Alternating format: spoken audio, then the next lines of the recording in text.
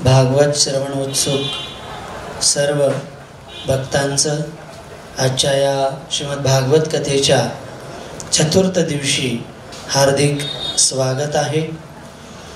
आणि आज महाराष्ट्रामध्ये जो मोठ्या प्रमाणात घरोघरी केला जाणारा जो उत्सव आहे तो आहे गणेश उत्सव। आणि आज गणपती बाप्पा प्रत्येक घरामध्ये बसलेले आहेत। तर त्या गणपती बाप्पाला आपण वंदन करूया। तसं मला आठवतं की आपण त्यांच्याकडे प्रार्थना करूया। मोरया मोरया मेबाळ ताणे, तुझीच सेवा करू काय जाणे, अन्याय माझे कोट्यान कोटी, मोरेश्वरा बाळ तू घाल पोटी। आणि म्हणून जर आपण पाहिलं गणपतीच्या जर शरीराचं अवलोकन केलं तर ते देखील आपल्याला एक विशेष शिकवण देत आहेत। जसं गणपतीच्या जर वाहन आपण पाहिलं नेहमी चरणाशी त्यांचं वाहन असतं, ते काय वाहन? उंदीर मामा। उंदीर मामा की तर उंदीर मामा हे त्यांचं वाहन आहे। तर याच्यावरून आपल्याला एक फार सुंदर शिकवण घेता येते की ज्या प्रकारे गणपती बाप्पाने त्या चंचल उंदराला आपल्या चरणाशी ठेवलेलं आहे, त्याच प्रकारे गणपती बाप्पा आपल्याला शिकवत आहेत की आपलं मन देखील त्या उंदराप्रमाणे चंचल आहे। कधी इथे कधी तिथे कधी वेगवेगळ्या ठिकाणी। त्या चंचल मनाला आपण काय केलं पाहिजे? त्याच्यावर नियंत्रण केलं पाहिजे। हे गणपती बाप्पा आपल्याला शिकवत आहेत। दुसरं जर गणपती बाप्पाचं आपण पाहिलं, कान जे आहेत ते अति विशाल आहेत, मोठे आहे की नाही? तर त्याचा उद्देश काय आहे? की त्याचा उद्देश हाच आहे की आपल्याला ज्या प्रकारे गणपती बाप्पाला भगवंताच्या कथा ऐकण्यामध्ये रुची आहे, कथा ऐकण्यासाठी त्यांचे कान मोठे आहेत, त्याच प्रकारे आपल्याला देखील आध्यात्मिक जीवनामध्ये प्रगती करण्यासाठी भगवंताच्या कथा ऐकण्यासाठी आपले कान मोठे केले पाहिजेत। आपले कान त्यासाठी मोठे नसतात, आपले कान मोठे असतात दुसऱ्याच्या घरात काय चाललंय ऐकण्यासाठी, नाही का? किंवा दुसऱ्याचं हरिबोल कसं होतंय हे ऐकण्यासाठी आपले कान आतुर असतात। परंतु गणपती बाप्पा इथे शिकवत आहेत की कशा प्रकारे। आणि म्हणून काय की दरवर्षी इथे भागवत कथा होते आणि गणपती बाप्पा ऐकत असतात, नाही? तर ही शिकवण आपण त्यांच्याकडून घेतली पाहिजे। आणि म्हणून गणपती रायाचे कान मोठे आहेत। बर, गणपती बाप्पांचे डोळे फार बारीक आहेत, नाही का? आणि गणपती बाप्पाचं पोट फार मोठे। तर त्याच्यावरून दोन शिकवणी की गणपती बाप्पाचे डोळे बारीक आहेत कारण गणपती बाप्पा दुसऱ्यांच्या जीवनामध्ये ते वाईट काय करतात हे बघत नाहीत, ते बघत नाहीत। ते बघतात की याच्या जीवनामध्ये हे चांगलं काय करतात, नाही का? नाही तर आपले डोळे आसुसलेले असतात, कोण बोलतो काय आणि करतो काय, आहे की नाही? तर गणपती बाप्पा आपल्याला हे शिकवत आहेत की कशा प्रकारे आपण जे आहे दुसऱ्यांच्या जीवनातल्या चांगल्या गोष्टी पाहिल्या पाहिजेत। आणि तिसरं शेवटचं की गणपती बाप्पाचं पोट मोठे, याचाच अर्थ गणपती बाप्पा आपल्याला शिकवत आहेत की कशा प्रकारे आपण आपल्या जीवनात ज्यावेळी अपमान होतो तो काय केला पाहिजे? आपण गिळला पाहिजे, मानाची अपेक्षा केली नाही पाहिजे। आणि हेच गणपती बाप्पा आपल्याला शिकवतात। गणपती बाप्पाचं नाव एकदंत आहे। मी पहिल्या दिवशीच सांगितलं की गणपती बाप्पाचं नाव एकदंत यासाठी आहे की ज्यावेळी व्यास महर्षी हे 18,000 श्लोकांचं त्यापेक्षाही जास्त श्लोक भागवतम लिहित होते आणि भागवतम लिहित असताना त्यांना एका लेखकाची आवश्यकता होती। आणि म्हणून त्यांनी त्या लेखकाची आवश्यकता म्हणून गणपती बाप्पाला आमंत्रित केलं आणि सांगितलं की तुम्ही भागवतम लिहा। परंतु गणपती बाप्पाने एक अट घातली की मी लिहिताना थांबणार नाही, मी जर एकदा लिहायला लागलो तर थांबणार नाही। आणि मग हे ऐकल्यानंतर मग व्यासदेवाने एक अट घातली। ती अट ही होती की ठीक आहे, परंतु तुम्ही तेच लिहायचं जे तुम्हाला पटेल, तुम्ही तेच लिहायचं की जे तुम्हाला समजेल आणि तुम्हाला योग्य वाटेल तेच तुम्ही लिहायचं. आणि मग जे आपण इथे भागवतम वाचन करत आहोत, कथा करत आहोत, हे सगळं गणपती बाप्पाने लिहून घेतलेलं आहे, त्यांना पटलेलं आहे. तसं लिहिता लिहिता त्यांची शाई संपली आणि थांबायचं तर नाहीये. मग गणपती बाप्पाने आपला एक दात तोडला आणि त्याने श्रीमद भागवतम लिहिलेला आहे. आणि म्हणून आपण गणपती बाप्पाला एकदंत म्हणतो. आणि 11 दिवस आपण का गणपती बसवतो याच्या मागचं कारणच हे आहे की 11 दिवस गणपती बाप्पाने काय केलेलं आहे, श्रीमद भागवतम लिहिलेलं आहे, जे मानव जातीच्या कल्याणासाठी आहे. निवृत्त तरशे रूपगीयमाना, की ज्यांना या भौतिक जगामधून बाहेर पडायचं आहे, ज्यांना या भौतिक जगाची सत्यता माहीत झालेली आहे, अशा जीवांसाठी भव औषधी. श्रीमद भागवतम काय आहे, त्या भौतिक जगामध्ये जे औषधं मिळतात ना, ते आपल्या शरीरासाठी असतात, शरीराच्या स्वास्थ्यासाठी असतात.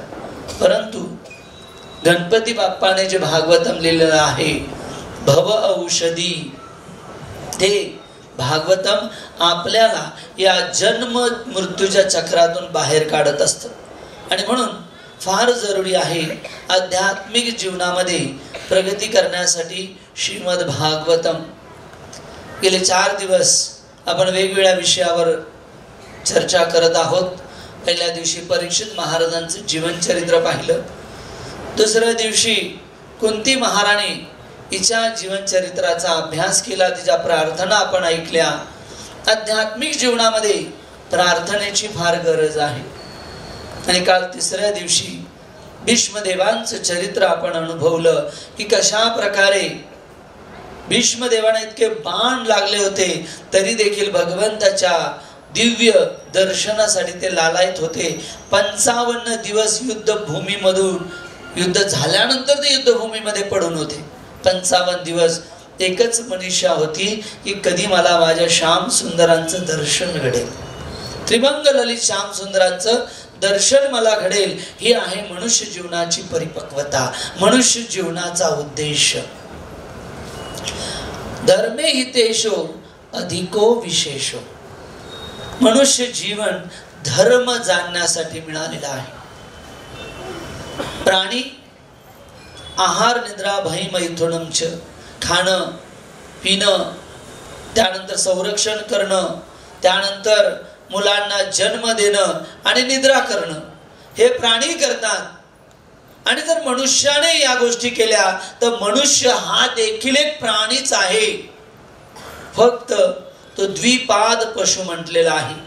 जसं प्राण्याला चतुष्पाद प्राणी म्हटलेला आहे, तसंच मनुष्याला जर तो केवळ या 4 गोष्टींमध्येच पूर्णपणे रममान असेल, आनंद घेण्याचा प्रयत्न करत असेल, तर त्या व्यक्तीला प्राण्याशिवाय दुसरं काहीही म्हटलेलं नाही. मग मनुष्य जीवनामध्ये एकच गोष्ट आहे जी प्राणी आणि मनुष्यामध्ये भेद करते, आणि तो आहे धर्म. धर्मे हितेषु अधिको विशेषो. मग आम्ही तो धर्म करतोय का? मग धर्म म्हणजे काय? आपलं वास्तविक स्वरूप जाणणं. आणि हे भागवतामध्ये दिलेलं आहे. आणि भक्तिमय जीवनचं पालन करत असताना, भगवंताची प्राप्ती करत असताना ज्या गोष्टींचं आपल्या जीवनामध्ये पालन करायला हवं, या गोष्टी आपल्याला भगवंत आणि भगवंताच्या महान भक्तांच्या लीलेद्वारे समजतात. आणि म्हणून आज आपण भीष्मदेवांचं, ध्रुव महाराजांचं जीवनचरित्र आपण अनुभवत आहोत. याचाच अर्थ की आध्यात्मिक जीवनामध्ये तपस्या ही गरजेची आहे, साधना ही गरजेची आहे. जर आपण हे केलं नाही तर आध्यात्मिक जीवन केवळ एक औपचारिकता राहते, बाकी काही राहत नाही. औपचारिकता राहते फक्त. आणि आपण पाहतो आज इतके मोठे मोठे गणेश उत्सव मंडळ आहेत, आणि या गणेश उत्सव मंडळामध्ये इतके मोठे डीजे, इतके मोठे साऊंड लागलेले असतात, आणि त्याच्यामध्ये पिक्चरची गाणी लागलेली असतात, नाही का? शांताबाई नाही, हे की नाही? कुठल्या दिशेने आपली संस्कृती चाललेली आहे. आणि म्हणून मी श्री गणेश एकता कला क्रीडा आणि सांस्कृतिक मंडळ आणि त्यांच्या पदाधिकाऱ्यांचे धन्यवाद देतो की दरवर्षी त्यांनी एक सुंदर उत्कृष्ट एक क्रिया राबवलेली आहे या भागवत कथेच्या रूपाने. आणि असे कार्यक्रम केवळ याच मंडळात नाही तर प्रत्येक मंडळात झाले पाहिजेत आणि त्यासाठी आपण प्रयत्न केले पाहिजेत. तर मग का नाही गणपती बाप्पा आनंदी होणार. म्हणून आजचा 4थ्या दिवसाचा विषय ध्रुव चरित्र. ध्रुव महाराज हरे कृष्णा, त्यांना बसायला एखादी खुर्ची, त्यांना खाली जमणार नाही. तर फार जरुरी आहे आध्यात्मिक जीवनामध्ये प्रगती करण्यासाठी ध्रुव महाराजांचं जीवन चरित्र. आध्यात्मिक जीवन म्हणजे तपस्या होय. तर फार सुंदर जीवन चरित्र आपण 4थ्या दिवशी चर्चा सुरू करूया. श्रीमद भागवतमच्या 4th स्कंदामध्ये 8व्या अध्यायामध्ये ध्रुव महाराजांची कथा येते. मैत्रेय ऋषी या ध्रुव महाराजांच्या कथेचं विदुरजींना वर्णन करत असतात आणि मैत्रेय ऋषी सर्वप्रथम सांगतात की ध्रुव महाराजांची वंशावली काय आहे. ब्रह्माजीचे पुत्र स्वयंभू म्हणू आणि या स्वयंभू म्हणूची पत्नी शतरूपा आणि या शतरूपाला 5 अपत्य आहेत.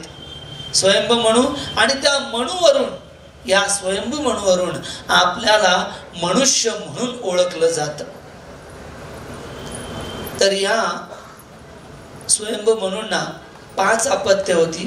त्याच्यामध्ये देवहूती, आकुती आणि प्रसूती या सगळ्यांचा या 3 मुली आणि त्याचबरोबर 2 मुलं उत्तानपाद आणि प्रियव्रत. ही आहे त्यांची वंश परंपरा. आणि या उत्तानपाद यांना 2 राण्या आहेत. त्याच्यामध्ये एकीचं नाव आहे सुरुची आणि दुसरीचं नाव आहे सुनिधी. आणि यामध्ये जी सुरुची आहे तिच्या नावाप्रमाणेच रुची आहे. कधी कधी लोक नावाप्रमाणे असतं बरं का.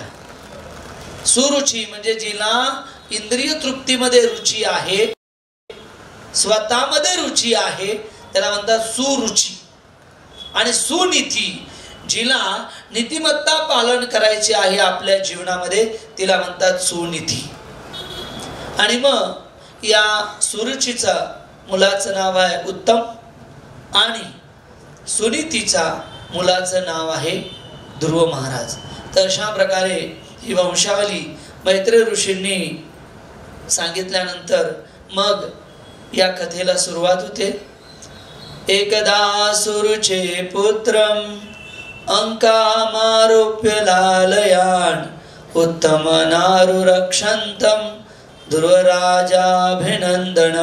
एकदा महाराज उत्तानपाद आपल्या सिंहासनावर बसलेले असताना उत्तम हा त्यांचा मुलगा तो त्यांच्या मांडीवर बसलेला आहे आणि उत्तानपाद त्यांना प्रेमाने कुरवाळत आहेत. आणि कुरवाळत असताना अचानक 5 वर्षाचा ध्रुव बालक हे पाहतो की वडिलांच्या मांडीवर माझा भाऊ बसलेला आहे आणि त्याची एक स्वाभाविक इच्छा होते की मला देखील माझ्या पित्याचं प्रेम प्राप्त व्हावं. आणि म्हणून ते बालक आता उत्तम महाराजांच्या बरोबर बसण्यासाठी ते प्रयत्न करू लागलं आणि उत्तानपाद महाराजांच्या मांडीवर बसण्यासाठी ते प्रयत्न करू लागले. आणि मग फार सुंदर पुढच्या श्लोकामध्ये वर्णन आलेलं आहे की ज्यावेळी ते प्रयत्न करत होते त्यावेळी राजाने त्या बालकाकडे लक्ष दिलं नाही. त्या बालकाकडे लक्ष दिलेलं नाही. इथे जगद्गुरु श्रील प्रभुपाद सांगतात की राजा हा कधी एका बाजूला झुकलेला किंवा केवळ आपल्या प्रेम काही लोकांसाठीच देणारा नसावा.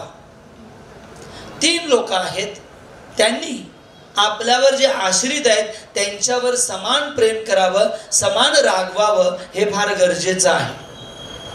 पहिलं राजाने कधीही ग्रुपिझम करू नये. सर्वांना एकत्र त्याने प्रेम दिलं गेलं पाहिजे.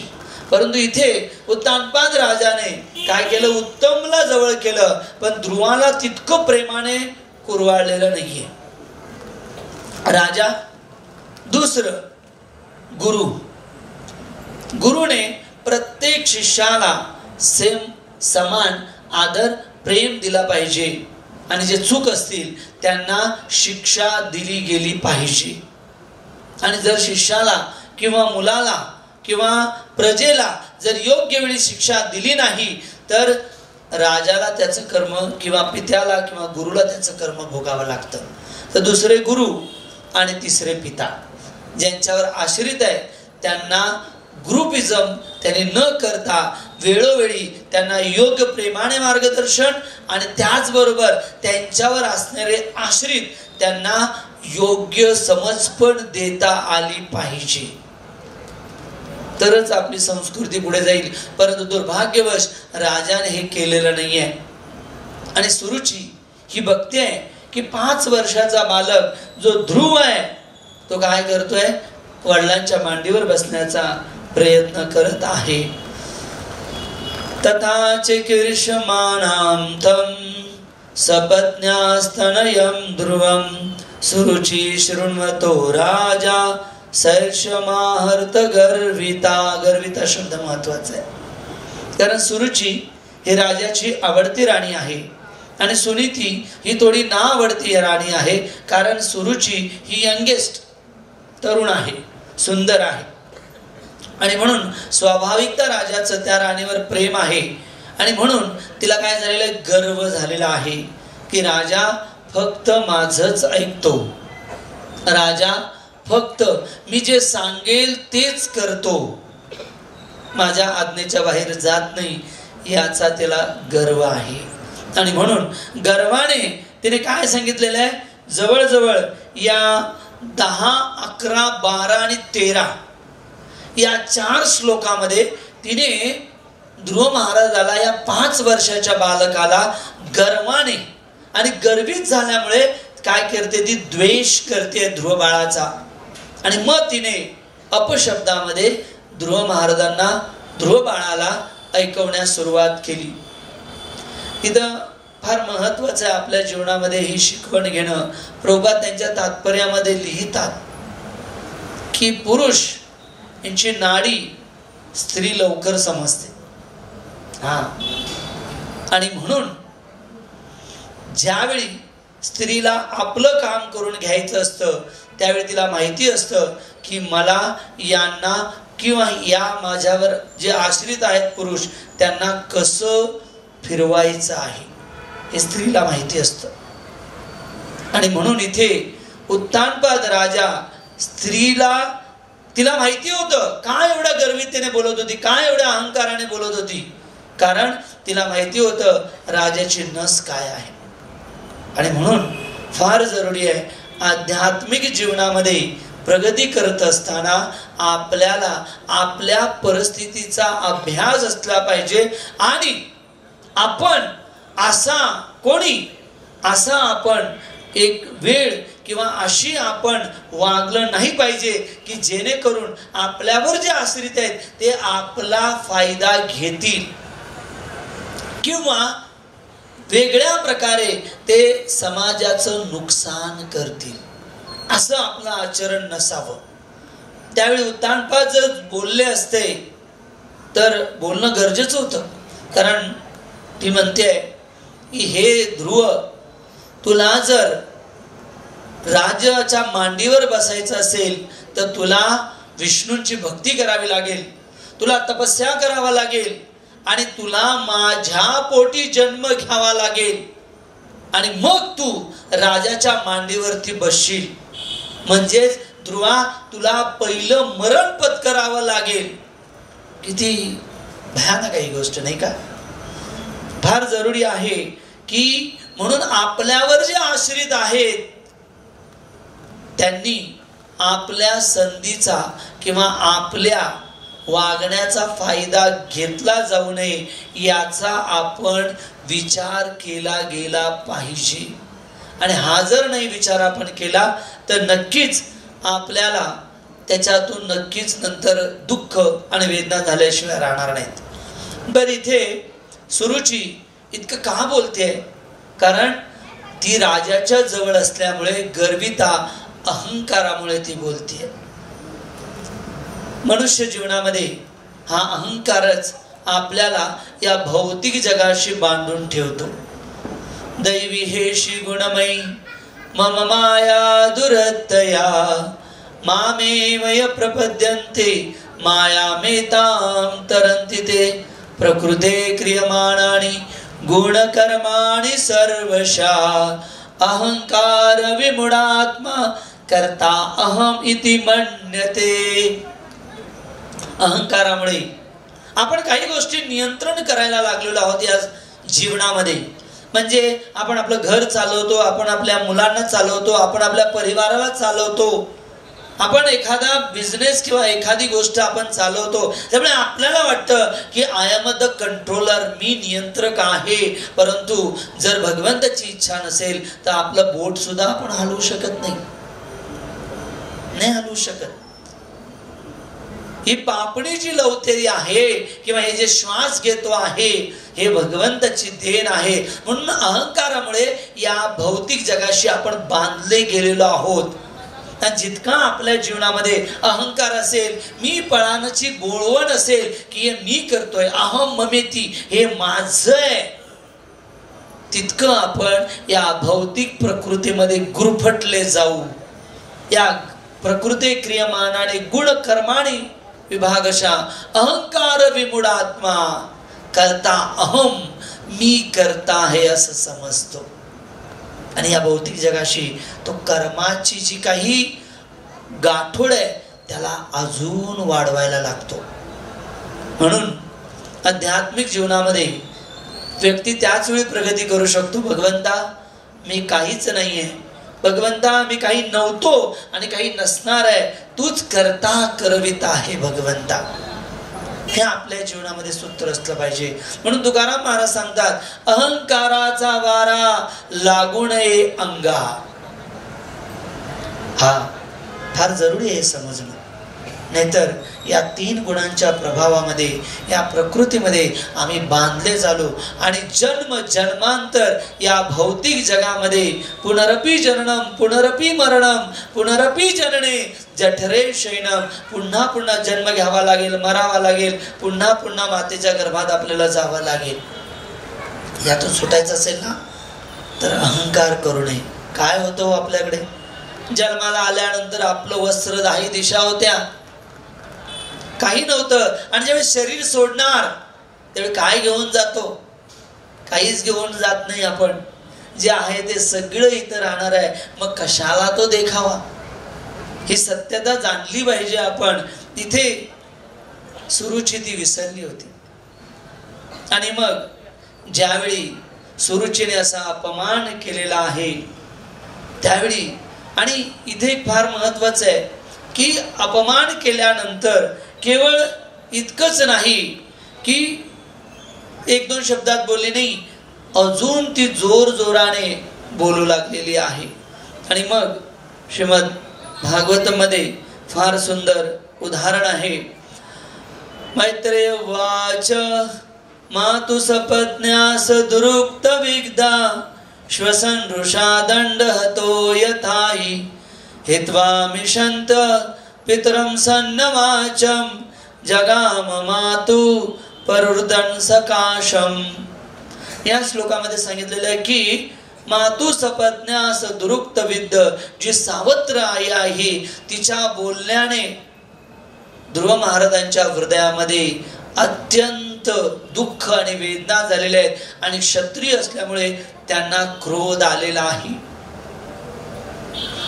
एक शिकवण इथे आपल्याला घ्यायची, कधी जरी पती पत्नींमध्ये नवरा बायकोंमध्ये वाद झाला ना तर मुलांसमोर करू नका. मुलांसमोर करू नका. का? कारण त्याचा एक प्रगाढ प्रभाव त्यांच्या जीवनावर कुठे ना कुठे पडत असतो. म्हणजे बालगोपालला नाशिकमध्ये एक मुलगी यायची छोटीशी, नेहमी ती दुःखी वाटायची. एकदा विचारलं, बाबा रे तू दुःखी का आहेस? तर तिने सांगितलं, माझ्या आई वडील रोज भांडतात ओ प्रभूजी, रोज भांडतात. म्हणून आई वडिलांनी हे नीट लक्षात ठेवा, एखादं हितगत जरी करायचं असेल तरी मुलांसमोर ते करू नये. मोबाईलवर आम्ही मुलांसमोर फोनवर कोणाशी बोलत असतो घरात आणि सांगतो नाही नाही मी पोहोचतोच नाक्यावर आहे, मग ते मुलगा काय शिकणार? म्हणून मुलावर संस्कार घडवण्यासाठी आपल्याला आधी घडलं पाहिजे. दुर्भाग्यवश आज आम्ही मुलांनाच वेळ देत नाहीये. स्त्रियांना देखील स्वतःचं करिअर करायचंय आणि प्रभूजींना देखील आपलं करिअर करायचंय. मुलं हा नंतरचा भाग. पाळणा घरामध्ये टाकून देतात सर्रास मुलांना. नाही, असं न करणे. एक मुलगा, त्याला दर हप्त्याला कधी हाताला लागायचं, कधी डोक्याला लागायचं, कधी पायाला लागायचं, कधी कुठे कापायचं, आणि दर हप्त्याला त्याच्या आई वडील त्याच्या डॉक्टरकडे घेऊन जायचे. डॉक्टरांनाही प्रश्न, आई वडिलांनाही प्रश्न की दर हप्त्याला याला लागतच कसं? मग डॉक्टर थोडे वैचारिक होते, त्यांनी आई वडिलांशी बोलले, मग त्या मुलाशी बोलले आणि मग त्या मुलाला विचारलं, हे बघ मी तुला रागवणार नाही, पण खरं सांग, हे तुला लागत नाही, तू स्वतः हे लागवून घेतोयस, तू स्वतःचा हात कापतोयस किंवा कुठंतरी जाऊन डोकं आपटतोयस, तू असं करतोयस दर हप्त्याला, बरोबर की नाही? चूक सांग मला. त्याने डॉक्टरने सांगितलं, हो डॉक्टर साहेब, मी दर हप्त्याला कुठेतरी डोकं आपटतो, कुठला तरी पायाचा भाग कापून घेतो, कुठं नाही तर पाय आपटतो, पाय मुरगडून घेतो. ते म्हणे असं का करतोय? ते म्हणे त्याचं कारण हे आहे की माझ्या आई वडील ऑफिसला जातात आणि मग सकाळी गेले की संध्याकाळी येतात, आल्यानंतर मी त्यांना काही माझ्या गोष्टी सांगितल्या तर ते ऐकत नाहीत. मला हेच कर, तेच कर, असंच कर, तसंच कर. आणि मग एकदा झालं असं, खेळता खेळताना माझ्या पायाला लागलं. जसं पायाला लागलं, माझे आई वडील सगळं कामं सोडून माझ्या मागे काळजी घेण्यासाठी लागले. मग माझ्या लक्षात आलं की मला लागलं तर माझे आई वडील माझी काळजी घेतात, आणि म्हणून गुरुदेव, हे डॉक्टर, मी दर हप्त्याला मी असं करून घेतो. मग डॉक्टरांनी सांगितलं की तू असं काही करून घेऊ नको, मी तुझ्या आई वडिलांना सांगतो. फार जरुरी आहे. आपण कधी कधी भावनावश होऊन परिवाराच्या कचाटामध्ये सापडल्यानंतर कधी काय क्रिया करतो आपल्याला कळत नाही. लहान मुलं म्हणजे ओलं सिमेंट असतं, एकदा जर त्याच्यावर छाप पडली तर आयुष्यभर ती निघत नाही. म्हणून पालकांनी सावध असलं पाहिजे. तिथे ध्रुव महाराजांच्या जीवनामध्ये त्यांना आता क्रोध आलेला आहे, कारण दुःखाने आई आणि 5 वर्षाचं बालक आहे होते, जास्त मोठं नाही ना. दुःखाने वेदना झालेल्या आहेत आणि त्यांचे जे श्वास आहेत जोर जोराने येऊ लागले आणि त्यांचे जे ओठ आहेत ते त्यांनी दाताखाली दाबलेले आहेत आणि त्यातून रक्तस्त्राव होऊ लागलेले. इतका क्रोध एका बालकाला आलेला आहे. आणि मग वर्णन आहे की कशा प्रकारे आता ते त्यांच्या स्वतःच्या आईकडे सुनीतीकडे जातात. आणि सुनीती जी आहे ते श्रीमद भागवत मध्ये फार सुंदर चर्चा आहे सुनीतीची की आईने कसं असावं, आईने कसं असावं, नाही का? जसं सौसृज धैर्य विललाप शोक दावाग्निना दावलले तेव बाला वाक्यम सपत्न्या स्मरती सरोज श्रिया दुषा बाष्प कला मोहाव. फार सुंदर या श्लोकामध्ये सांगितलेलं आहे की एकतर सुनीतीची स्थिती अशी होती, ती नावडती राणी होती, राजा तिचं ऐकतच नव्हता. आणि बरं इतकंच आहे का नाही, आता माझ्या मुलाला देखील त्यांनी त्रास दिलेला आहे. त्या आईची काय स्थिती झालेली असेल? विललाप शोक, ती हृदयामध्ये शोक करू लागली. परंतु इथे फार सुंदर आहे की ज्या प्रकारे दावाग्नी आग लागते आणि त्यामध्ये सगळं भस्म होतं, त्याप्रमाणे तिच्या हृदयामध्ये देखील आग लागलेली आहे. परंतु जे ध्रुव महाराज तिथे आले आणि त्यांनी आईला सांगितलं की आई माझ्याबरोबर असं असं झालेलं आहे. खरं तर त्याच्या आईला आधीच कळालं होतं. बर, माझ्या मदतीला ध्रुव महाराजांना राग यासाठी पण आला होता की कोणीच काही बोललं नाही. माझी आई ज्यावेळी बोलली ठीक आहे, पण माझ्या वडिलांनी त्याला काही प्रत्युत्तर दिलेलं नाही. बर, आतून जे काही मंत्री होते किंवा जे काही आजूबाजूला सैनिक होते त्यातल्या कोणीही काही मार्गदर्शन किंवा कोणी समजवलेलं नाहीये. या गोष्टीचा त्यांना राग आलेला आहे. आणि सुनीता तर नावडती राणी आहे. मग अशा संभ्रम अवस्थेमध्ये सुनीतीने ध्रुव महाराजांना 3 उपदेश दिलेले आहेत. बी पॉझिटिव्ह. फार सुंदर हे 3 उपदेश आहेत. त्यामधला पहिला उपदेश ती सांगते की आपण असं कार्य करायला नको की ज्या कार्यामुळे भले त्यांनी ते आपल्याबरोबर वाईट वागले असतील, परंतु आपण आता असं कार्य करायला नको की त्यांना आपल्यामुळे त्रास होईल. ही पहिली गोष्ट ध्रुव महाराजांची आई सांगते. असं वागायला नको की आता आपलं ज्या प्रकारे त्यांच्या वागण्याने आपल्याला त्रास झाला ना, तसं आता आपण असं वागायचं नाही की त्यांना त्रास होईल. या भौतिक जगामध्ये उलट गणित असतं. माझ्याशी असं वागला ना तर मी तुझ्याशी असं वागेन. आणि किती अहंकाराने सांगतात, मी माझ्या भावाशी 20 वर्ष बोललेलो नाही, त्याच्या उंबऱ्यामध्ये गेलेलो नाही आहे. नाही, आपल्याला अभिमान वाटतो, आम्ही आमच्या नातेवाईकाशी बहिणीशी हे बोलत नाही. कशासाठी? काही गोष्टींसाठी नाही. ते तसे वागले म्हणून आपण तसं वागू नये. का? कारण दुसरी गोष्ट फार सुंदर सुनीतीने सांगितली.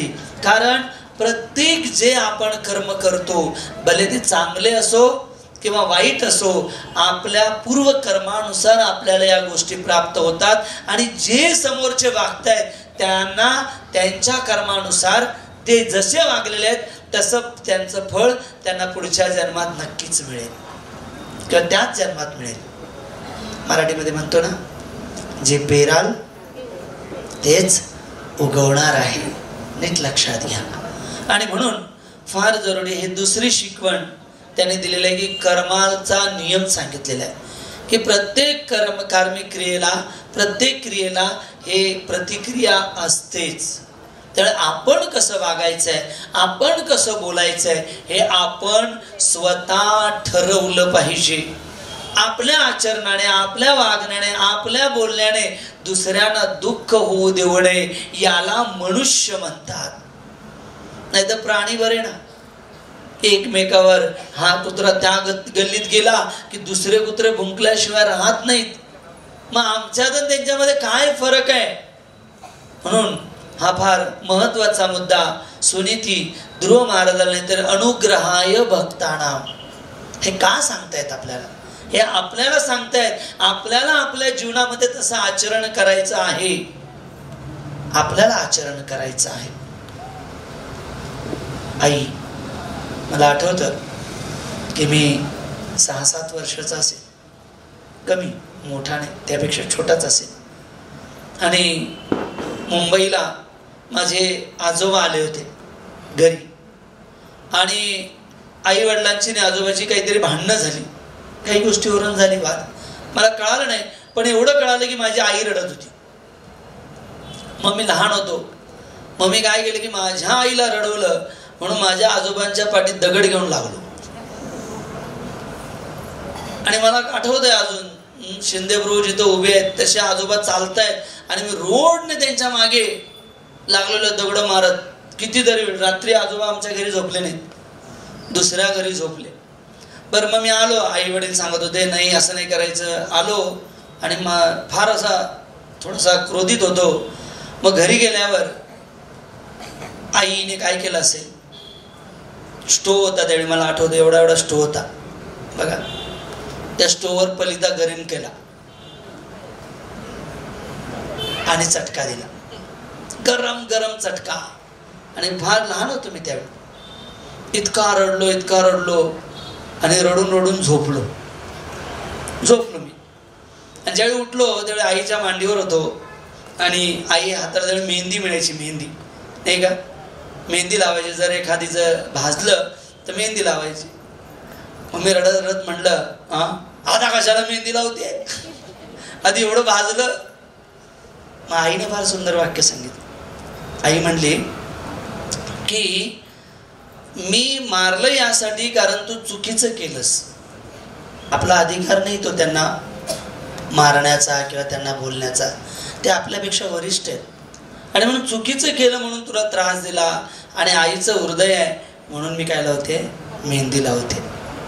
म्हणून नीट लक्षात घ्या, ही मातापित्यांची जबाबदारी आहे की मुलांवरती संस्कार घडवणं, वेळोवेळी सांगणं. इथे सुनीती सांगते प्रत्येक कर्माचं. जगद्गुरु शील प्रभुपाद ज्यावेळी एखादा खट्याळपणा करायचे तर त्यांचे वडील गौर मोहन डे त्यांना एकांतात बसवायचे आणि सांगायचे, बघ मला माफ कर, कारण तू केलेल्या चुकीमुळे मी तुला आता रागवणार आहे, तू वाईट वाटून घेऊ नको, पण मी तुला रागवणार आहे. आणि मग त्याला रागवायचे.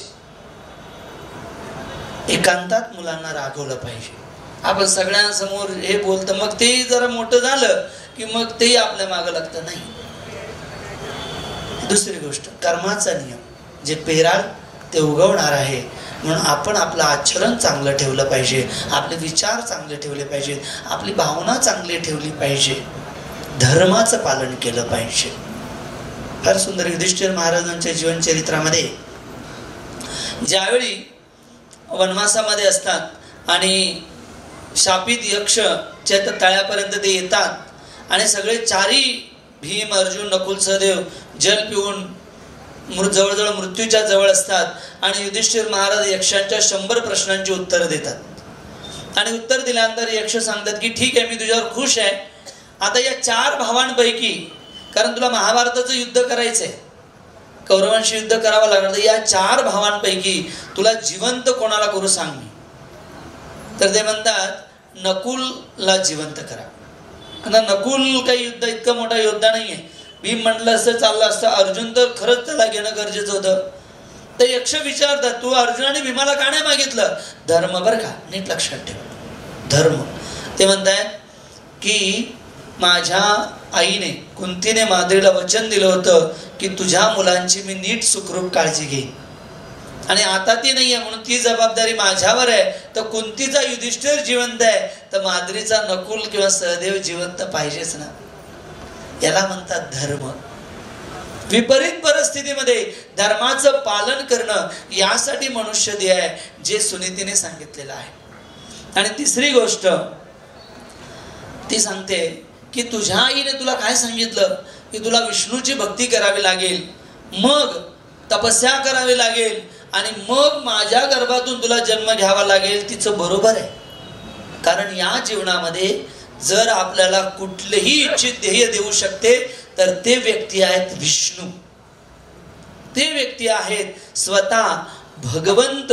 आणि म्हणून फार सुंदर श्लोकामध्ये ती म्हणते की ज्या प्रकारे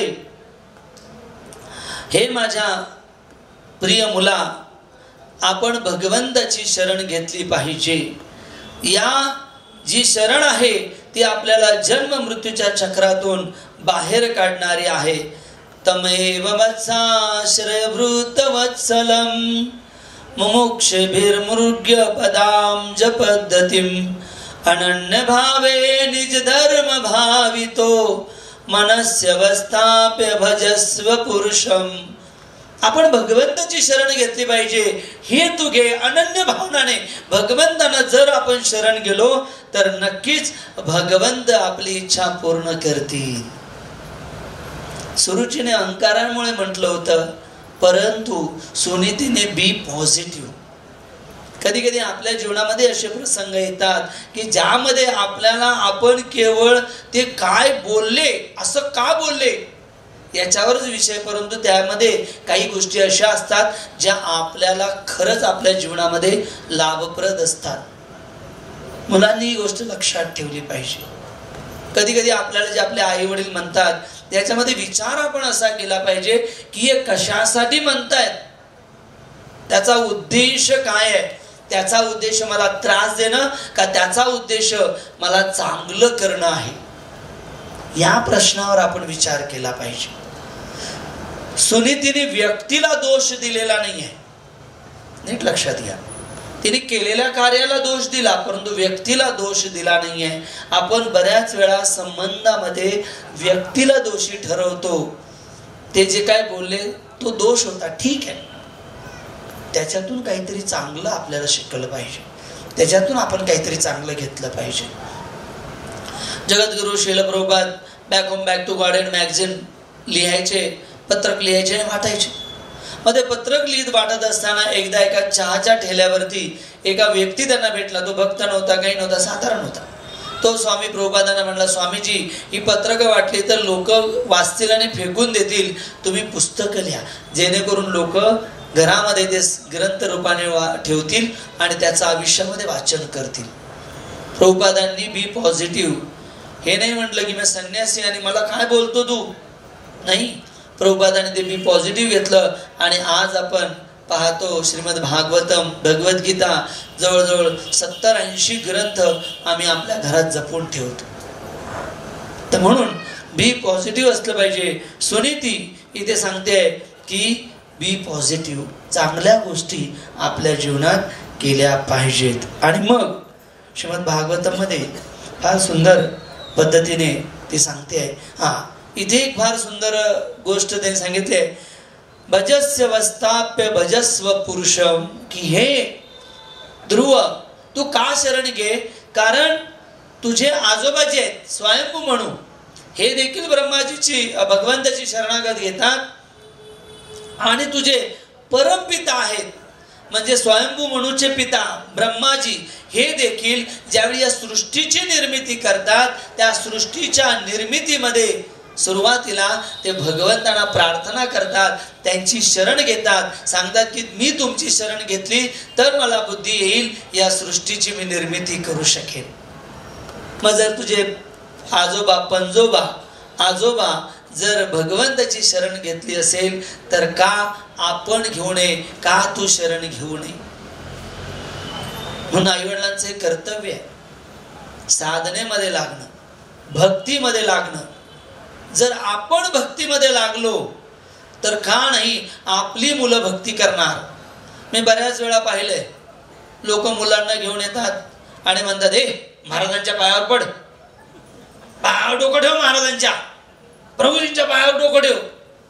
मी त्यांच्या कानात सांगतो, पहिलं तुम्ही टेकवा. मग बघा तुम्ही अनुभव करा, जर आई बापाने पाय टेकले, आपल्या आई बापाने डोकं टेकलं, माझ्या पुढे नाही, भगवंता पुढे किंवा बाकी साधू संतांसमोर, पण तर मुलं आपोआप टेकतात. कारण त्यांना ती सवय लागते, सांगण्याची गरज पडली नाही पाहिजे, मुलांना आचरणावरून शिकवता आलं पाहिजे, मग मुलं घडतात. त्यात सांगून तर मुसलमानही करता येतं, त्यात काय मोठी गोष्ट आहे. पण संस्कार द्यायचे असेल तर ते आपल्यामध्ये आधी उतरले पाहिजेत. आपणच माळा करत नाही आणि मुलांना म्हणतो जप करायला लावायला प्रभूजी, ऐकत नाही मोबाईलवर. एक सुंदर उदाहरण देतो, फार सुंदर उदाहरण आहे. आमच्या चाळीसगावला एक डॉक्टर देशमुख प्रभू आहेत, डॉक्टर देशमुख प्रभू आहेत, श्रीकांत देशमुख.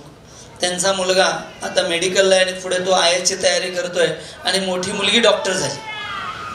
आणि मग मी जस्ट त्यांना भेटायला गेल्यानंतर त्यांनी मला सांगितलं की या सगळी मुलं जी इतक्या मोठ्या पदावर किंवा इतक्या मोठी बनली याचं कारण आहे त्यांची आई रेखा माताजी. म्हणलं कसं? ते म्हणे की तिने आत्ता माझ्याकडे टचस्क्रीनचा मोबाईल मागितला मुलं मोठ्या पोस्टवर गेल्यानंतर. ज्यावेळी हा मोबाईल आला टचस्क्रीन त्यावेळी मी तिला द्यायला घेतला होता. म्हटलं तुझ्याकडे पण एक असावा. ती म्हणे हे बघा मी तुम्हाला सांगते, मला फक्त बटनाचाच मोबाईल हवा आहे. ते म्हणे अरे बाबा लोक काय म्हणतील समाज, ते काही मला ऐकायचे नाही. वेळ आल्यानंतर मी तुमच्याकडे अँड्रॉइडचा मोबाईल नक्कीच मागेन, पण जोपर्यंत मुलं घडत नाही. कारण मुलं जी आहेत ती बापाकडे मोबाईल मागत नाहीत, फार क्वचित मागतात तर आयांकडच. आणि मग घरात मी एकटीच असे, मग दिवसभर कुरकुर कुरकुर कुरकुर कुरकुर केल्यावर मग जेवा बस, नाही का. आणि मग जर मुलांनी असं केलं ना तर मुलं घडणार नाही तो. आणि म्हणून मी बटनाचा मोबाईलच वापरेन. आणि आजही त्या माताजींकडे केवळ बटनाचाच मोबाईल आहे, नीट लक्षात घ्या. म्हणून संस्कार आपण घडवले पाहिजेत, ही माता पित्यांची जबाबदारी आहे. सुनीती आम्हालाही शिकवते. अरे तुझे पंजोबा पण भक्त होते, शरणागती घेतली, तुझ्या आजोबांनी घेतली, तू देखील भगवंताची शरण घे, भगवंतांना शरण जा. आणि भगवंत तुझ्या इच्छा पूर्ण केल्याशिवाय राहणार नाहीत.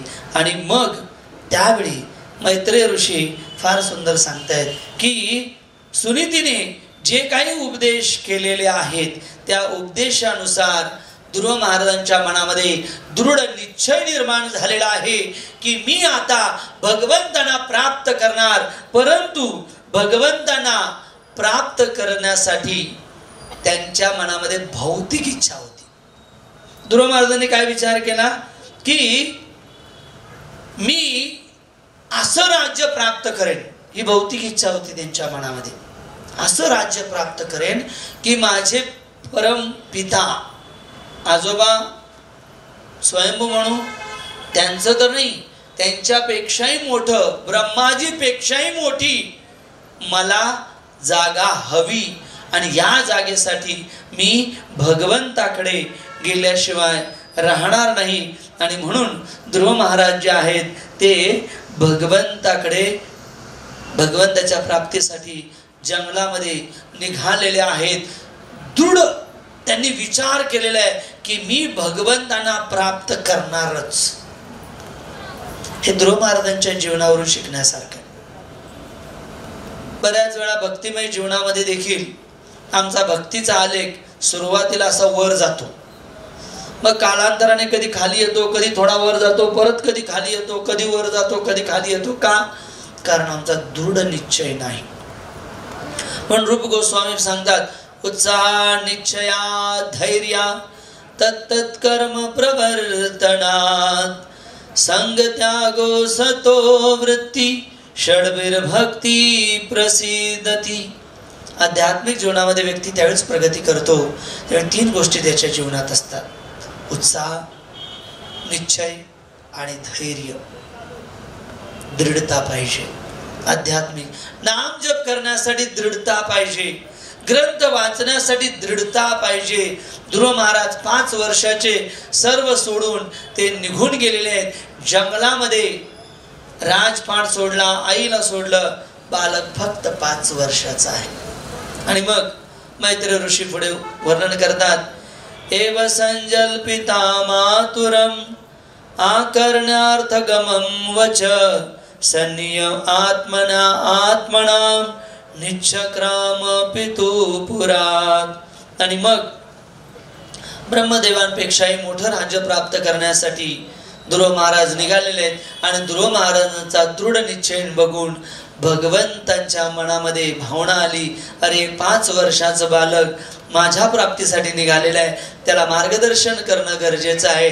आणि म्हणून त्रिकालज्ञ नारद मुनींच्या हृदयामध्ये तो भाव प्रकट करतात, ध्रुव महाराजांप्रती आकलन निर्माण करतात. खरं तर नारद मुनी त्रिकालज्ञ आहेत. त्यांच्या लक्षात येतं की माझ्या मनामध्ये ध्रुव महाराजांबद्दल काही जाणण्याची इच्छा निर्माण करतायत. भगवंत म्हणजे मला ध्रुव महाराजांकडे गेलं पाहिजे. आणि मग त्रिकालज्ञ त्याने ध्रुवाचा इतिहास पाहिला. आणि आता या 5 वर्षाच्या बालकाची परीक्षा घेण्यासाठी नारद मुनी तिथे पोहोचलेले आहेत. भक्तीचं जे बीज आहे ना ते सहजासहजी मिळत नाही, नीट लक्षात ठेवा. आणि कृष्ण भावनेचं तर नाहीच नाही. ब्रह्मांड भ्रमिते कोण भाग्यवान जीव गुरु कृष्ण प्रसादे पाये भक्ती लता बीज. जे काही आम्ही बोलू प्रभुपादाने सांगितलंय सिद्धांतावरती बोला. सिद्धांतावरती, सिद्धांत सोडून आम्ही बोलणार नाही. ब्रह्मांड भ्रमिते कोण भाग्यवान जीव गुरु कृष्ण प्रसादे पायी आपल्याला जी भक्ती लता बीज मिळालेले ना, करोडो करोडो जन्मानंतर, ही आपली योग्यता नाहीये, असूच शकणार नाहीये. काय काय केलं आयुष्यभराने, ती मिळते गुरु कृष्ण प्रसादे पाय भक्ती लता बीज. गुरु आणि कृष्णाच्या कृपेने भक्ती मिळते, त्यांच्या कृपेने हरिनाम मिळतं. हरे कृष्णा कृष्ण कृष्णा हरे हरे, हरे राम राम राम हरे हरे, हरे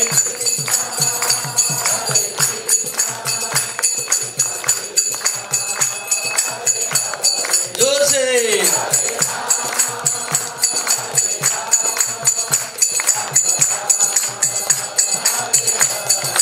हरे कृष्णा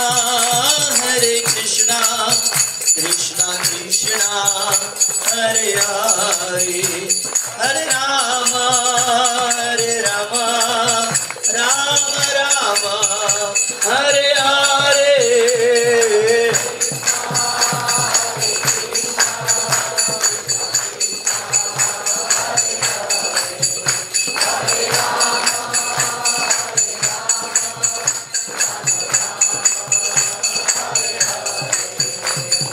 हरे कृष्ण कृष्ण कृष्ण हरे हरे, हरे राम राम राम हरे हरे.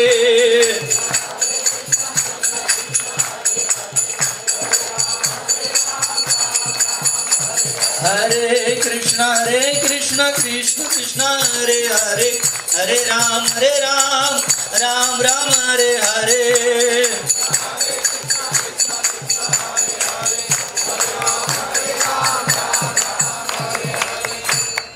ब्रह्मांड प्रमिते कोण भाग्यवान जीव, गुरु कृष्ण प्रसादे पाय भक्ती लता बीज. गुरु आणि कृष्ण सुंदर हे 8 श्लोक आहेत.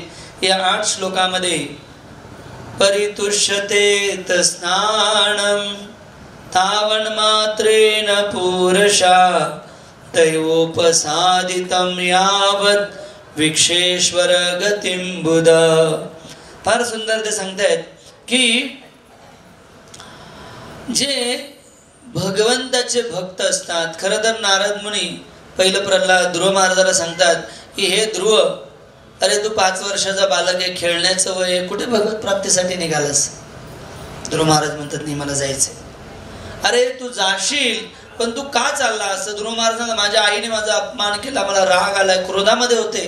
ते म्हटले अरे भले ते मोठे आहेत, एखादी गोष्ट चुकून बोलले असतील, परंतु आपण त्याच्या अधीन व्हायचं नाही आहे, मायेच्या अधीन व्हायचं नाही. आपण बुद्धिमान आहोत, तर त्यामुळे तू काही जंगलात जाऊ नकोस. ध्रुव महाराजांवर काही फरक पडत नाही. ते म्हणतात अरे ध्रुव, जंगलामध्ये जाऊन तपस्या करावी लागते, तिथे तपस्या करावी लागते. राजमहालात चांगलं चांगलं खायला मिळतं ना, नाही का, परंतु तिथे तपस्या करावी लागते, उपवास करावे लागतात. बर तरी ध्रुव महाराज हलत नाहीत. 8 श्लोकांमध्ये वेगवेगळ्या पद्धतीने त्यांना समजवण्याचा प्रयत्न करतात. आणि सगळ्यात शेवटी नारद मुनी सांगतात की अरे तुला माहित आहे का, कित्येक वर्ष लोक ध्यान करून तपस्या करून अजूनही जंगलामध्ये आहेत, परंतु त्यांना भगवंत भेटलेले नाही. तुला माहिती नाही भगवंत कधी भेटतील, माहिती नाहीये. बर जंगलामध्ये हिंस्त्र पशु असतील, तुला खाऊन टाकलं तर, त्यामुळे तू ऐक माझं, जा आणि परत येऊन भक्ती कर. परंतु ध्रुव महाराज हलत नाहीत. ध्रुव महाराज ते नम्रतेने पुढील प्रार्थना करतील. परंतु इथे एक लक्षात घ्यायचंय, आध्यात्मिक जीवनामध्ये गुरु आपल्याला टेस्ट करतात, फार महत्वाचं आहे. गुरु आपल्यातली योग्यता तपासून बघतात, आणि जर आपण त्या परीक्षेमध्ये पास झालो तर आपल्याला नक्कीच भगवत प्राप्तीमध्ये पुढे ते आपल्याला पुश करत असतात, ढकलत असतात. पण आध्यात्मिक जीवनामध्ये भगवद्गीतेमध्ये पण सांगितले ना, तद्विधि प्रणिपातेन परिप्रश्नेन सेवया उपदक्षन्त ते ज्ञान ज्ञानिनं तत्वदर्शनम. सांगितलेलं आहे की प्रामाणिकपणे गुरुला शरण जा, त्यांना नम्रतेने प्रश्न विचारा, नम्रतेने त्यांची सेवा करा आणि मग उपदक्षन्ते ते ज्ञाना, नंतर ते जे साक्षात्कार झालेलं ज्ञान आहे ना ते आपल्याला रिव्हील करतील. दिव्य ज्ञान हृदय प्रकाशित, ते दिव्य ज्ञान आपल्या हृदयामध्ये प्रकाश करतील. त्यासाठी आपण गुरुने सांगितलेल्या आज्ञेचं आपण पालन आपल्या जीवनामध्ये केलं पाहिजे, म्हणून गुरुकडून ऐकलंही पाहिजे. कृष्ण भावनेमध्ये किंवा भौतिक जगामध्ये आम्ही पाहतो की प्रत्येकाला गुरु करायचं एक स्टेटस असतं. टॅक्सी ड्रायव्हर मुंबईवरून येताना पाहिला आमचा ड्रेस की आम्हाला म्हणतो हमने भी गुरु किए है, कारण तोंडामध्ये काय असतो, गुटखा किंवा मावा असतो. नाही, नीट लक्षात घ्या, आध्यात्मिक जीवनामध्ये गुरुच्या केवळ दाखवण्यासाठी, लोकांना सांगण्यासाठी गुरु केला नाही पाहिजे, प्रसिद्धीसाठी गुरु केला नाही पाहिजे. गुरु यासाठी केला पाहिजे की त्यांना आपल्या जीवनामध्ये स्थान देऊन त्यांचं जे काही जबाबदारी आहेत, शिष्य या शब्दाचा अर्थच तो होतो, शिष्य या धातूपासून शिष्य हा शब्द आलेला आहे आणि शिष्य या शब्दाचा अर्थ आहे जे आपल्यावरती स्वतःहून शासन करून घेतात त्याला शिष्य म्हटलेलं आहे. म्हणजे शिष्याने दीक्षा झाल्यानंतर गुरुच्या आज्ञा ओळखल्या पाहिजेत आणि गुरुच्या जबाबदाऱ्या ओळखल्या पाहिजेत आणि त्या जबाबदारीनुसार आपलं जीवन त्याने तसं घडवलं पाहिजे. तसं घडवलं पाहिजे, तर मग ते गुरु आपल्याला दिव्य ज्ञान हृदयामध्ये ते प्रकाशित करतील आणि असंभव कार्य आपल्याकडून ते करून घेतील.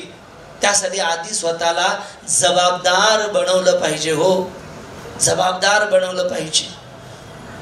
नाही ना म्हणजे हे गुरु आमचे, ते गुरु आमचं, इतके गुरु, काही गुरुच्या जबाबदाऱ्या कळायला पाहिजेत.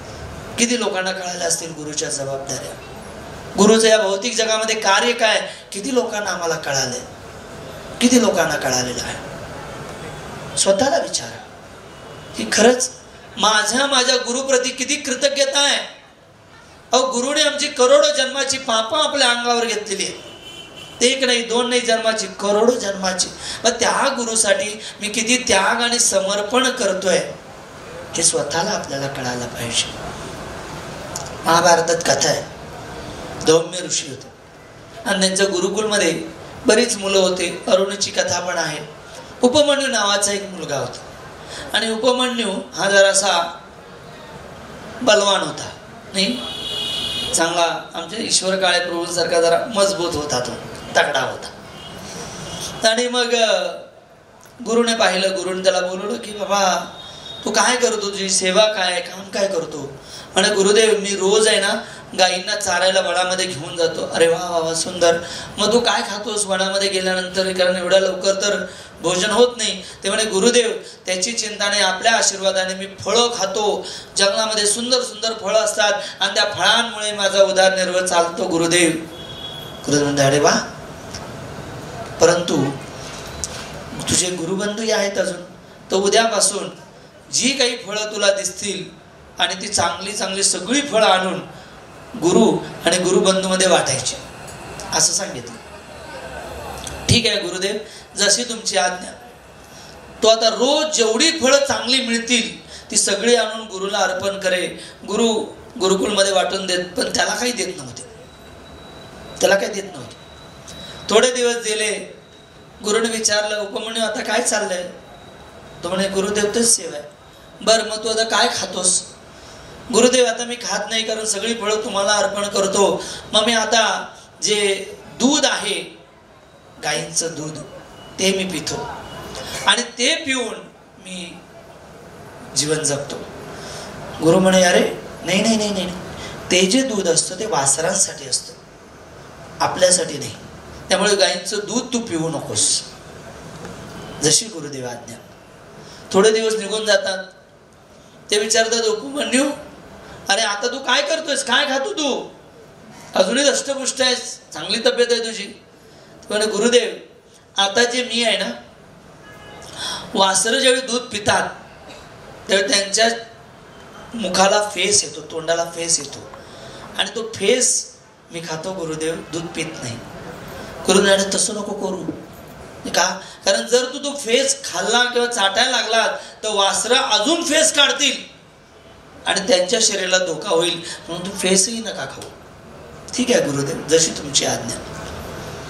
थोडे दिवस गेल्यानंतर एक दिवशी काही परत येतात, उपमन्यू परत येत नाहीये. मग गुरुदेव रात्रीच्या अंधारामध्ये कंदील घेऊन अनेक शिष्यांबरोबर उपमन्यूला शोधण्यासाठी गायींच्या पाऊल वाटावर जंगलामध्ये जातात. आवाज देतात, उपमन्यू कुठे आहे, उपमन्यू कुठे आहेस. एका विहिरीतून, पडक्या विहिरीतून आवाज येतो, गुरुदेव मी विहिरीमध्ये.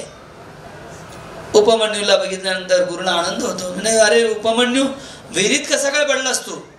ते म्हणे गुरुदेव तुम्ही सांगितलं की जर छाग जर तो फेस तू वासरांचा खाल्लास किंवा पियालास तर वासरांना त्रास होईल. मग मला भूक शमवण्यासाठी मी जंगलातील सुका पालापाचोळा आणि कंदमुळं खाऊ लागलो, मुळं खाऊ लागलो झाडाची, आणि त्याच्यामध्ये एक चुकीची मुळी मी खाल्ली आणि त्यामुळे गुरुदेव माझे डोळे गेले आणि मी आता आंधळा झालेलो आहे आणि त्या विहिरीमध्ये पडलेलो आहे. गुरुदेव क्षमा करा, माझ्यामुळे तुम्हाला इथे यावं लागलेलं आहे गुरुदेव. गुरुदेवांना आनंद होतो की बाबा शिष्य पालन करतोय. परंतु परीक्षा संपली नव्हती बरं का. गुरुदेवाने सांगितलं ठीक आहे, मी तुला काही मंत्र शिकवलेले आहेत, ते अश्विनी कुमारांचे मंत्र आहेत, अश्विनी कुमारांना बोलव आणि ते प्रसन्न झाल्यानंतर तुझे डोळे तू मागून घे. ठीक आहे गुरुदेव. आणि उपमन्यूने सुंदर सुंदर प्रार्थना म्हणायला सुरुवात केली. सुंदर सुंदर प्रार्थना म्हणले. अश्विनी कुमार देवतांचे वैद्य ते आले आणि त्यांनी विचारलं, उपमन्यू तुला काय हवंय. ते म्हणे तुम्ही आलात, आनंद आहे, माझ्या गुरुच्या आज्ञेने मला डोळे हवेत, हीच माझी तुमच्याकडे मागणी आहे. ते म्हणे अरे काही चिंता नाही.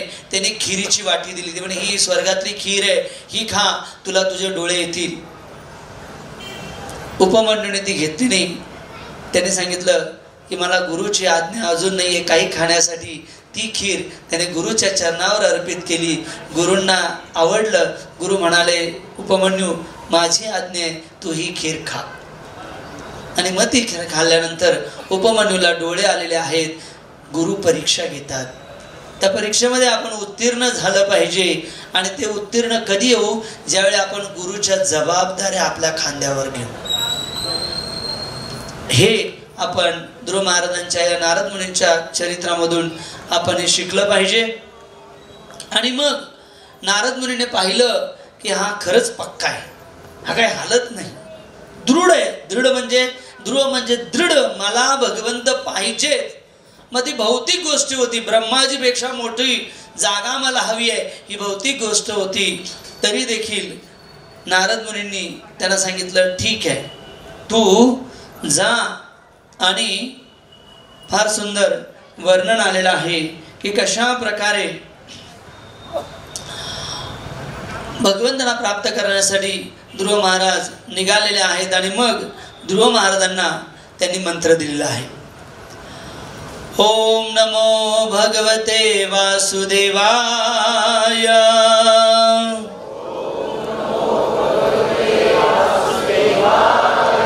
ओम नमो भगवते वासुदेवाय.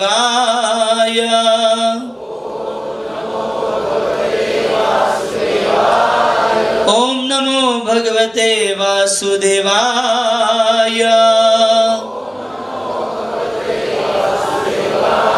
नारद मुनींनी पाहिलं की याची भौतिक इच्छा आहे, इच्छा शुद्ध नव्हती, परंतु ज्यांना प्राप्त करायचं होतं ते शुद्ध होते. म्हणून नारद मुनींनी सांगितलं ठीक आहे, पुढे ते मंत्र देतील. परंतु शास्त्रामध्ये सांगितलेलं आहे अकाम सर्व कामो वा मोक्ष काम उदारदी तीव्रेन भक्ति योगेन यजते परम पुरुष. भगवंताची भक्ती करण्यामध्ये आणि देवी देवतांची भक्ती करण्यामध्ये काय अंतर आहे हे इथे नारद मुनी थोडं स्पष्ट करतायत. आम्हाला ते कळालं पाहिजे. अकाम सर्व काम वा मोक्ष काम उदाहरण तीव्रेण भक्ती योगेने. जर आपल्या हृदयामध्ये भौतिक इच्छा असेल, मला चांगला जॉब पाहिजे, मला चांगली स्त्री पाहिजे, मला चांगला पुरुष पाहिजे, मग ही भौतिक इच्छा जर असेल आणि जर आपण देवी देवतांकडे गेलो तर देवी देवता काय करणार? व्यवहार, जे तुम्हाला पाहिजे ते तुम्हाला देतील.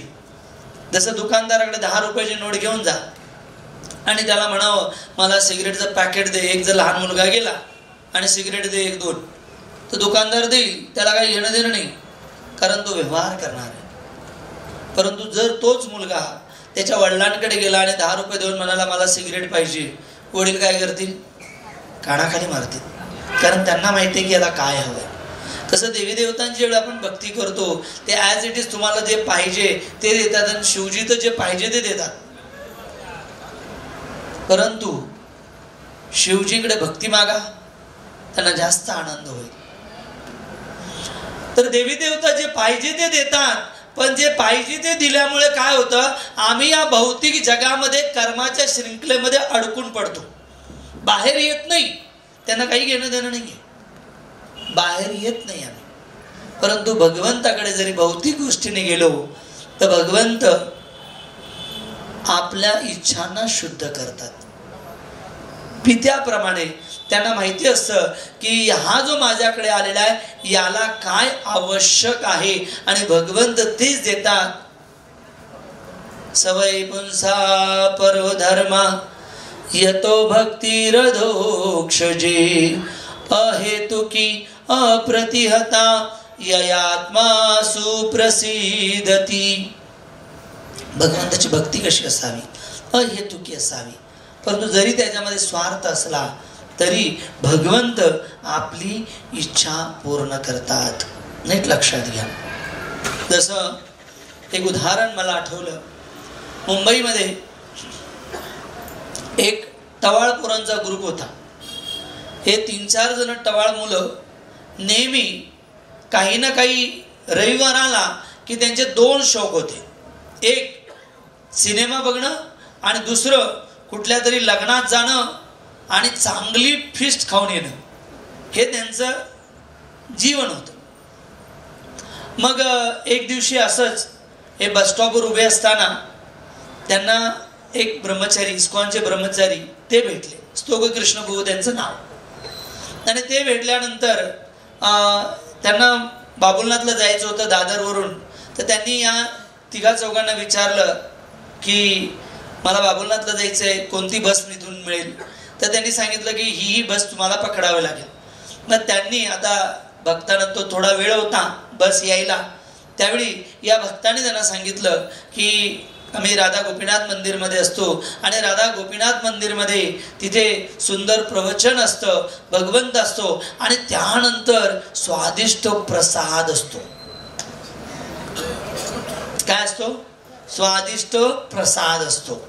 पण ठीक आहे, यांच्या बाकी काही लक्षात राहिलं नाही, पण लक्षात राहिलं प्रसाद राहिला. आणि मग 1-2 रविवार नंतर थोडी कडकी लागली खिशाला. मग त्यांच्या लक्षात होतं बाबुलनाथमध्ये मंदिर आहे. बाबुलनाथ माहिती होतं, पण मंदिर नक्की ॲड्रेस आणि राधा गोपीनाथ नाव विसरून गेले होते. मग पोहोचले. प्रभूजीने सांगितलं होतं की बुवा बरोबर 12-12:30ला कीर्तन चालू होतं. ते 12:30 वाजल्यापासून त्या गल्लीत फिरतायत. 2:30 वाजले. 2:30-3 वाजायची वेळ आली आणि त्यावेळी मंदिरामध्ये प्रसाद सुरू झाला. त्यावेळी त्यांना ते मंदिर सापडलं. बरं, मंदिर सापडल्यानंतर आता लग्नात जाण्याची, कोणाच्याही लग्नात कसे घुसायचे हे लोक. मग त्यांनी विचार केला की आता इथे आपल्याला कोण ओळखत नाही, सांगितलेले व्यक्ती पण कोणा आहेत की नाही माहिती नाही, पण जाऊ दे आता लाईनीमध्ये जाऊन प्रसाद घेऊ. आणि इतका सुगंध, पायनॅपलचा बटर हलवा नाही आणि पुरी, मटर पनीर आणि इतका डाळ भात, बटाटे वडे, चटण्या, हे पाहिल्यानंतर तो सुगंध, ते म्हणे चला. आणि मग हे 3-4 लाईनीत उभे राहिले. आता कोणी ओळखू नये म्हणून ते तोंड इकडं करून प्रसाद, अशी प्लेट होती. बघा, अकाम सर्व काम वा मोक्ष काम उदारिदा. भौतिक इच्छेने जरी भगवंताकडे गेलो तर भगवंत ती इच्छा शुद्ध करतात. जर आपण शुद्ध भावनेने गेलो तर भगवंत काय करतील. आणि मग घेतले आणि आता प्लेट घेतली आणि थोडेसे पुढे गेले.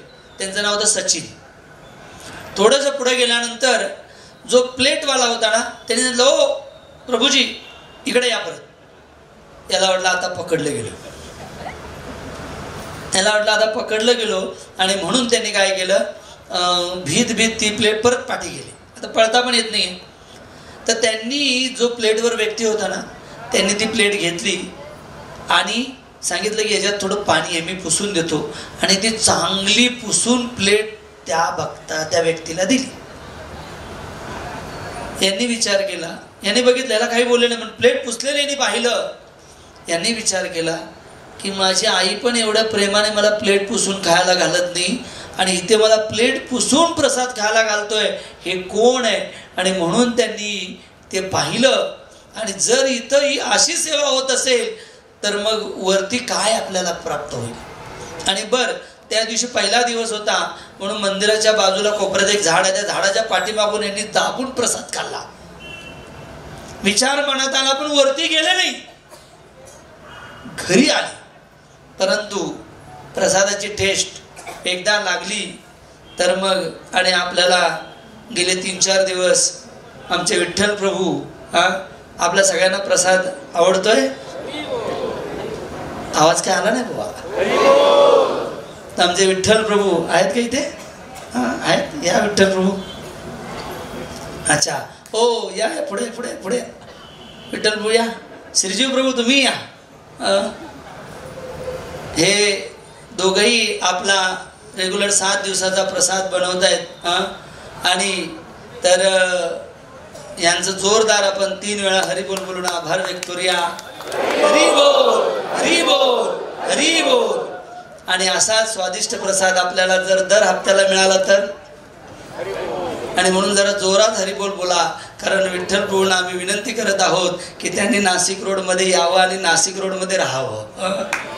तर त्यासाठी सगळ्यांनी जोरात हरिबोल बोलायचं आहे. हरी बोल. हरे कृष्णा. धन्यवाद प्रभूजी. तर मग ते प्रसाद खाण्यासाठी दुसऱ्यांदा गेले आणि दुसऱ्यांदा वरती सुंदर कीर्तनाचा आवाज आला. मग कीर्तनामध्ये जाऊन त्यांनी पाहिलं, नृत्य केलं. आणि मग पुढे हे सगळेजण दीक्षित भक्त झाले. त्यांच्यामध्ये एकांचं नाव आहे सनातन गोपाल प्रभू, एकाचं नाव आहे महाजन प्रभू, एकाचं नाव आहे वैकुंठ प्रभू. आणि हे आता दादरमध्ये, मुंबईमध्ये इतकी मोठी रथयात्रा काढता की त्या रथयात्रेला जवळजवळ 1 लाख लोक येतात. हीच मुलं आहेत. अकाम सर्व काम वा मोक्ष काम उदारद तीव्रेण भक्ती योगेन यजते परम पुरुष. एकाला कोणीतरी सांगितलं, त्याचं लग्न होत नव्हतं. त्याला सांगितलं, अरे इस्कॉनमध्ये जा, तिथं मुली असतात, सोज्वळ पण असतात आणि चांगल्या प्रकारे ते संस्कृती आचरण करत असतात, बघ तिथे काय होतं का. काम इच्छा होती. मंदिरात आला, पण त्याचं गुड लक का बॅड लक ब्रह्मचार्याच्या हातात सापडला. ब्रह्मचार्याने त्याला काउन्सिलिंग केलं आणि लग्नाचा विचार सोडून ते प्रभूजी ब्रह्मचारी झालेले आहेत. श्रील प्रभुपाद की. आता ब्रह्मचारी व्रताचं पालन करतात. अकाम सर्व काम वा. भौतिक इच्छेने जरी भगवंताला शरणागत गेलो तरी इच्छा शुद्ध भगवंत करतात. कारण ते अपाप विद्यम आहेत, शुद्धतम आहेत भगवंत. ज्या प्रकारे सूर्य घाण कचरा विष्ठा त्याला शुद्ध करतात, परंतु सूर्य अशुद्ध होत नाही. त्याच्या काही पटीने भगवंत शुद्ध आहेत आणि ते आपल्या हृदयातल्या अशुद्ध इच्छा पूर्ण करतात. अशुद्ध इच्छा नष्ट करून भगवत प्रेम त्याच्यामध्ये समाविष्ट करतात. आणि म्हणून नारद मुनीने ध्रुव महाराजांना जरी भगवंताची इच्छा होती, त्यांची इच्छा होती मला ब्रह्माजीपेक्षा मोठं राज्य हवंय, तरी देखील त्यांना पाठवण्यात आलं होतं. आणि मग सुंदर त्यांनी सांगितलेलं आहे मंत्राणेन देवस्य कुर्यात् द्रव्यमयीं बुधा समर्या विविधे द्रव्य देशकाल विभागविद. फार सुंदर त्याने सांगितलेलं आहे की तू वृंदावनला जा, तिथे जाऊन मधुवनमध्ये यमुनेच्या काठावरती तू तपस्या कर आणि तपस्या करत असताना तू ओम नमो भगवते वासुदेवाय या मंत्राचा जप कर आणि स्थळ काळ परिस्थितीनुसार तुला जे उपलब्ध असेल आहार करण्यासाठी ते तू खा आणि स्थळ काळ परिस्थितीनुसार ज्या विग्रहाची तुला पूजा करता येईल, मग भले ते मातीचे बनव, दगडाचे बनव, लाकडाचे बनव, कशाचे बनव, त्या भगवंताची तू आराधना सुरू कर. स्थळ काळ परिस्थितीनुसार तू भक्ती कर, परंतु भगवंतांना केंद्रबिंदू ठेव, तपस्या कर, असं नारद मुनीने त्यांना सांगितलेलं आहे. आणि मग ध्रुव महाराज वृंदावनमध्ये पोहोचले, मधुवनमध्ये पोहोचले आणि मधुवनमध्ये त्यांनी तपस्या सुरू केलेली आहे. बर, इतकंच नाही तर फार सुंदर वर्णन आलेलं आहे की मग तिकडे नारद मुनींच्या मनामध्ये आलं की उत्तानपादाची अवस्था काय होते, काय झाली असेल. कारण 5 वर्षाचा मुलगा राजपाट सोडून गेला आणि त्यांना सांत्वना देण्यासाठी नारद मुनी आता पुन्हा उत्तानपाद राजाकडे पोहोचलेले आहेत. आणि उत्तानपादांना आता फार सुंदर श्लोक नारद मुनींना ते म्हणतायत. फार सुंदर श्लोक आहे. राजोवाच सुतो मे बालको ब्राह्मण स्त्रैना कारुण आत्मना निर्वासित 5 वर्ष सहमात्र महान कवी. राजा म्हणाला, हे ब्राह्मण श्रेष्ठा, मी माझ्या पत्नीने अत्याधिक आसक्त असल्यामुळे मी तिच्याशी एक दयाळूपणाचा व्यवहार केला, परंतु तिने माझ्या मुलाबरोबर दयेचा व्यवहार केला नाही आणि माझ्या चुकीमुळे, मी न बोलल्यामुळे माझं 5 वर्षाचं बालक हे राजपाट सोडून गेलेलं आहे. मला क्षमा करा. चुका होतात, मनुष्याकडून चुका होतात. मनुष्यामध्ये पहिला दोष आहे चुका करणे. 4 दोष आहेत मनुष्यामध्ये. सगळ्यात पहिलं, मनुष्याची इंद्रिय अपूर्ण आहेत. इंद्रिय अपूर्ण असल्यामुळे ते चुका करतो. चुका केल्यामुळे काय होतं, तो भ्रमामध्ये पडतो आणि भ्रमामध्ये पडल्यामुळे त्याची जी फसवण्याची वृत्ती वाढते. आणि म्हणून पहिला, इंद्रिय अपूर्ण आहेत आणि त्यामुळे चुका अवश्य होतात. परंतु इथे राजाला काय झालेलं, पश्चाताप झालेला आहे. त्यांनी क्षमा मागितलेली की पुन्हा अशी घटना माझ्याकडून होणार नाही. तर आपल्याकडून जर एखादी चूक झाली असेल तर ती रेक्टिफाय करायची असेल, जर त्यातून बाहेर पडायचं असेल तर पहिला नियम की ती चूक पुन्हा झाली नाही पाहिजे. त्या चुकीचं चिंतन आणि मनन झालं पाहिजे की मी कुठे चुकलो, माझ्याकडून काय चुकलेलं आहे. त्याला धर्म म्हणतात. जो महाराज उत्तानपादाने ते त्याचं पालन केलं. त्यांच्यावर लक्षात आलं की माझ्या स्त्रीला मोहाला बळी पडल्यामुळे मी माझ्या मुलाबरोबर चुकीचा निर्णय घेतला किंवा चुकीचं कार्य केलेलं आहे. त्याच प्रकारे आपल्या जीवनामध्ये देखील आपण आपल्या चुका ओळखल्या पाहिजेत. चुका होणं किंवा अपयशी होणं हे यशाची पहिली पायरी आहे. नीट लक्षात घ्या. मनुष्य यानेच मोठा बनतो. म्हणून आपल्या चुका शोधणं हे अत्यंत गरजेचं आहे. आपल्या चुकांवर पश्चाताप करणं हे गरजेचं आहे. एक उदाहरण आहे, सोपं उदाहरण आहे. आपण ज्यावेळी दुसऱ्याला दोष देतो त्यावेळी त्याच्याकडे किती बोट असतात? 1 बोट. आपल्याकडे किती बोट असतात? 4 बोट. हे आपण लक्षात ठेवलं पाहिजे. किंवा थोडं आपण जर अजून एखादं उदाहरण द्यायचं म्हटलं, थोडं किचकट उदाहरण आहे पण सुंदर उदाहरण आहे. आपल्याला आपल्या तोंडातल्या दातांचा वास येतो का? दुर्गंधी येते का? नाही येत. पण दुसऱ्याच्या तोंडाची दुर्गंधी पटकन येते आपल्याला. तसंच आपल्याला आपल्या चुका लक्षात येत नाही, परंतु दुसऱ्याच्या चुका लक्षात येतात पटकन. आध्यात्मिक जीवनामध्ये व्यक्ती त्यावेळी प्रगती करू शकतो, मी कुठे चुकतोय, मी कुठे चुकतोय. जीवनामध्ये तो व्यक्ती त्यावेळी मोठा बनतो ज्यावेळी त्याला वाटतं की मी या चुकातून बाहेर पडलं पाहिजे. हे महाराज उत्तानपाद आपल्याला शिकवतायत. आणि मग वर्णन आलेलं आहे की ध्रुव महाराज आता तपस्या करू लागलेले आहेत आणि जवळजवळ अनेक श्लोकामध्ये जवळजवळ 72 श्लोकापासून ते 78 श्लोकापर्यंत ध्रुव महाराजांच्या तपस्येचं वर्णन दिलेलं आहे. फार सुंदर श्लोक आहे. ही तपस्या आध्यात्मिक जीवनामध्ये तपस्या महत्वाची आहे. त्रिरांते त्रिरांते कपित्य बदराशण आत्मवृत्त्यानुसारेण मासम निन्नेचरहारिणम. फार सुंदर या श्लोकामध्ये सांगितलेलं आहे की पहिल्या महिन्यामध्ये त्रिरांते त्रिरांते 3 दिवसातून एकदा ते कपित्य कपित्य नावाचं फळ खायचं ज्याला माकडं खात होती.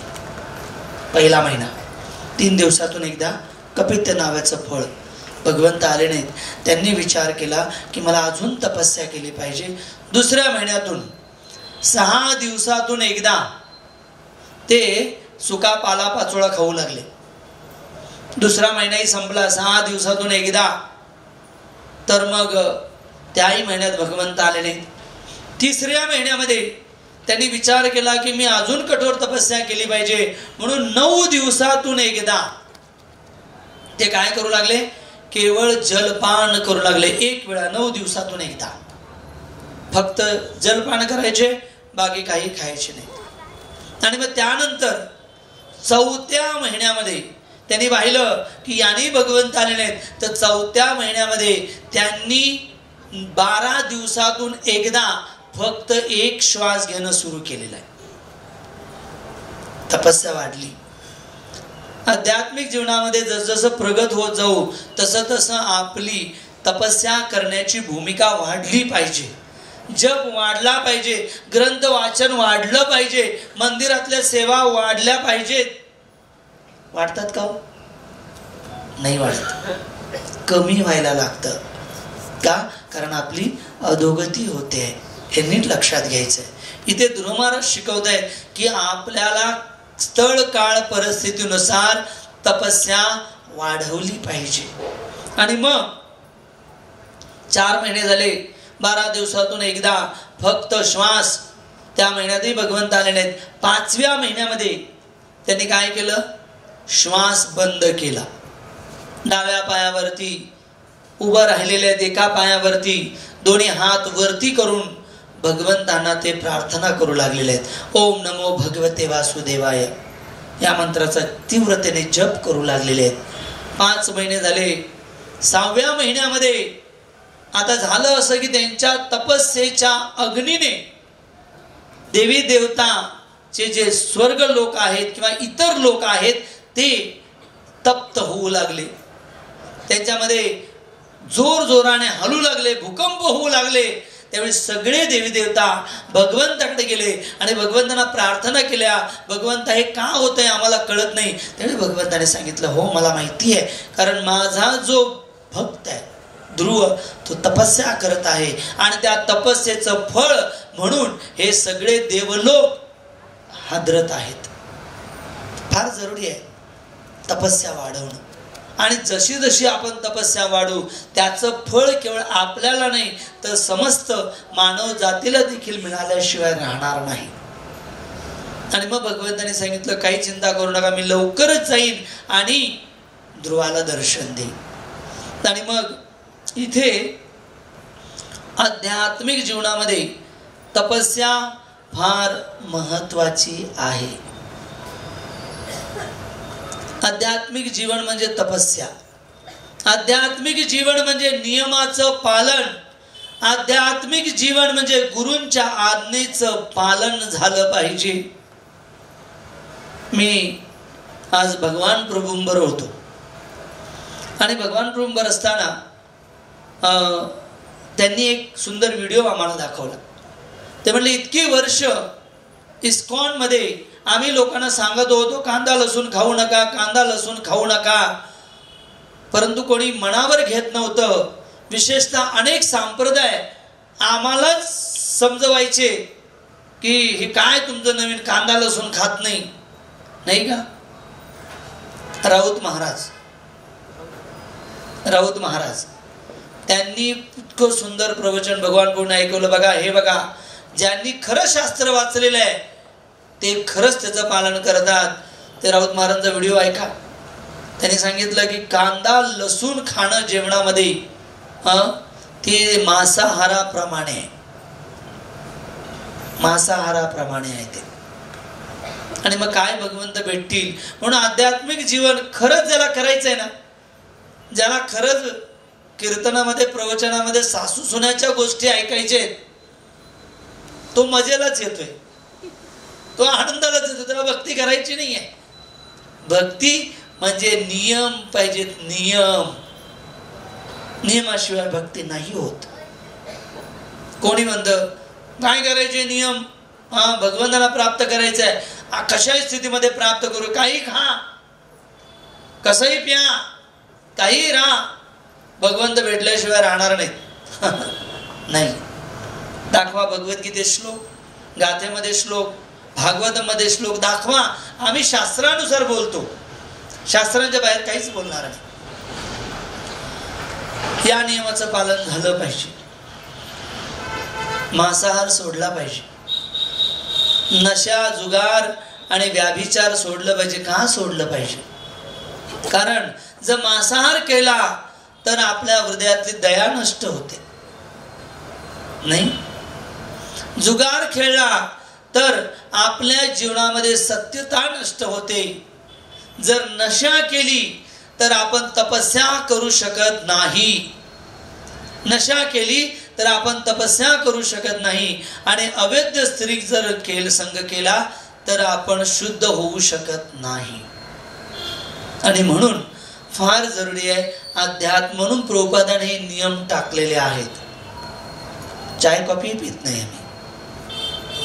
का? कारण चाय कॉफी मध्ये कॅफेन असतं. 2 दिवस पियाला नाही तर तुमचं डोकं दुखायला लागेल, चक्कर यायला लागेल, वॉमिटिंग होईल. का? दारुड्याला तसं होतं. 2 दिवस देऊ नका, हात थरथर कापतो. त्याला ती आदत लागलेली असते. चायमध्ये कॅफेन आहे आणि त्यामुळे हार्ट अटॅक आणि कॅन्सरचं प्रमाण वाढण्याचं कारण डॉक्टर काही सांगो, त्याचं मुख्य कारण आहे कॅफेन.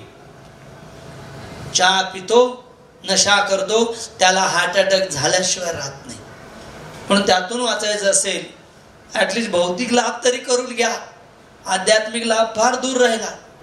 भौतिक लाभासाठी तरी आपण या नियमाचं पालन केलं पाहिजे.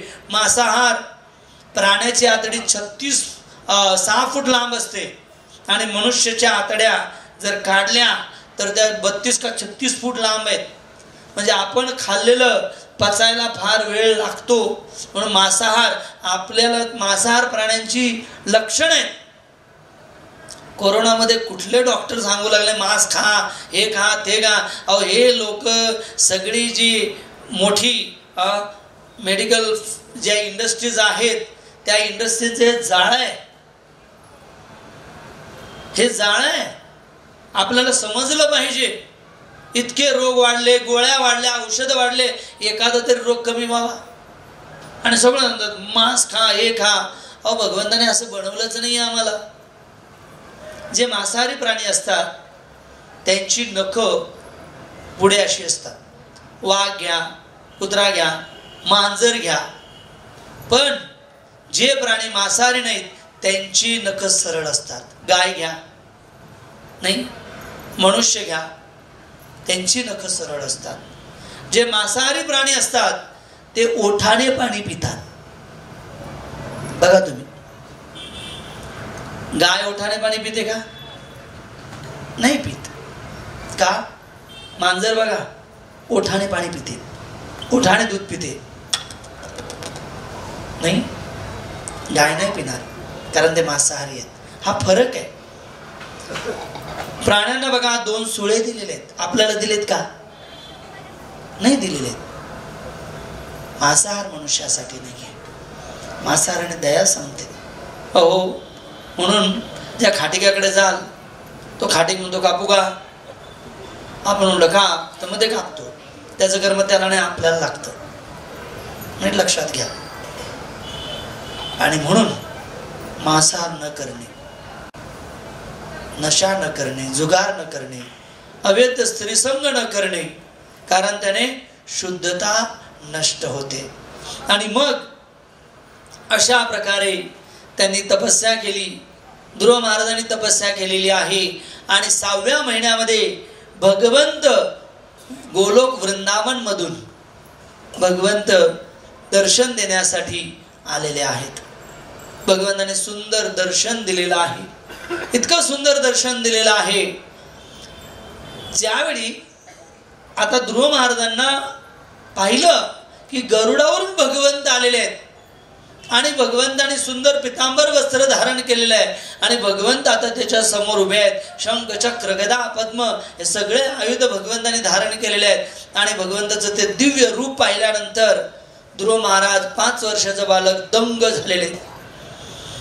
त्यांना विचार करवेना की मी आता काय मागितलं पाहिजे, काय बोललं पाहिजे, हे त्यांना लक्षात येईना.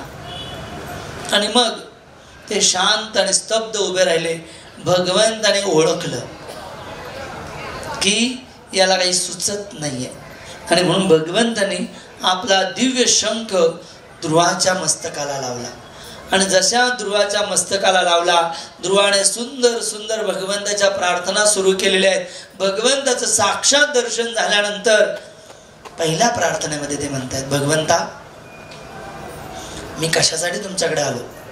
अहो, मी या भौतिक जगातल्या काचेच्या तुकड्यांसाठी मी तुमच्याकडे आलो, परंतु मला तर साक्षात हिरा मिळालेला आहे. मला आता काचेच्या तुकड्याचं काहीही काम नाही. मला भौतिक गोष्टी नकोत, मला राज्य नको, मला लोक नको, मला काही नको. भगवंता मला फक्त तुमची शरण प्रदान करा. फार जरुरी आहे समजणं. आध्यात्मिक जीवनामध्ये जर असं जशी जशी आपण भक्ती करतो, बऱ्याच वेळा आपण भक्ती करतो, मग कसं समजावं की आपण प्रगती करत आहोत? कसं समजावं की आपल्याला भगवंताची विशेष कृपा प्राप्त होते?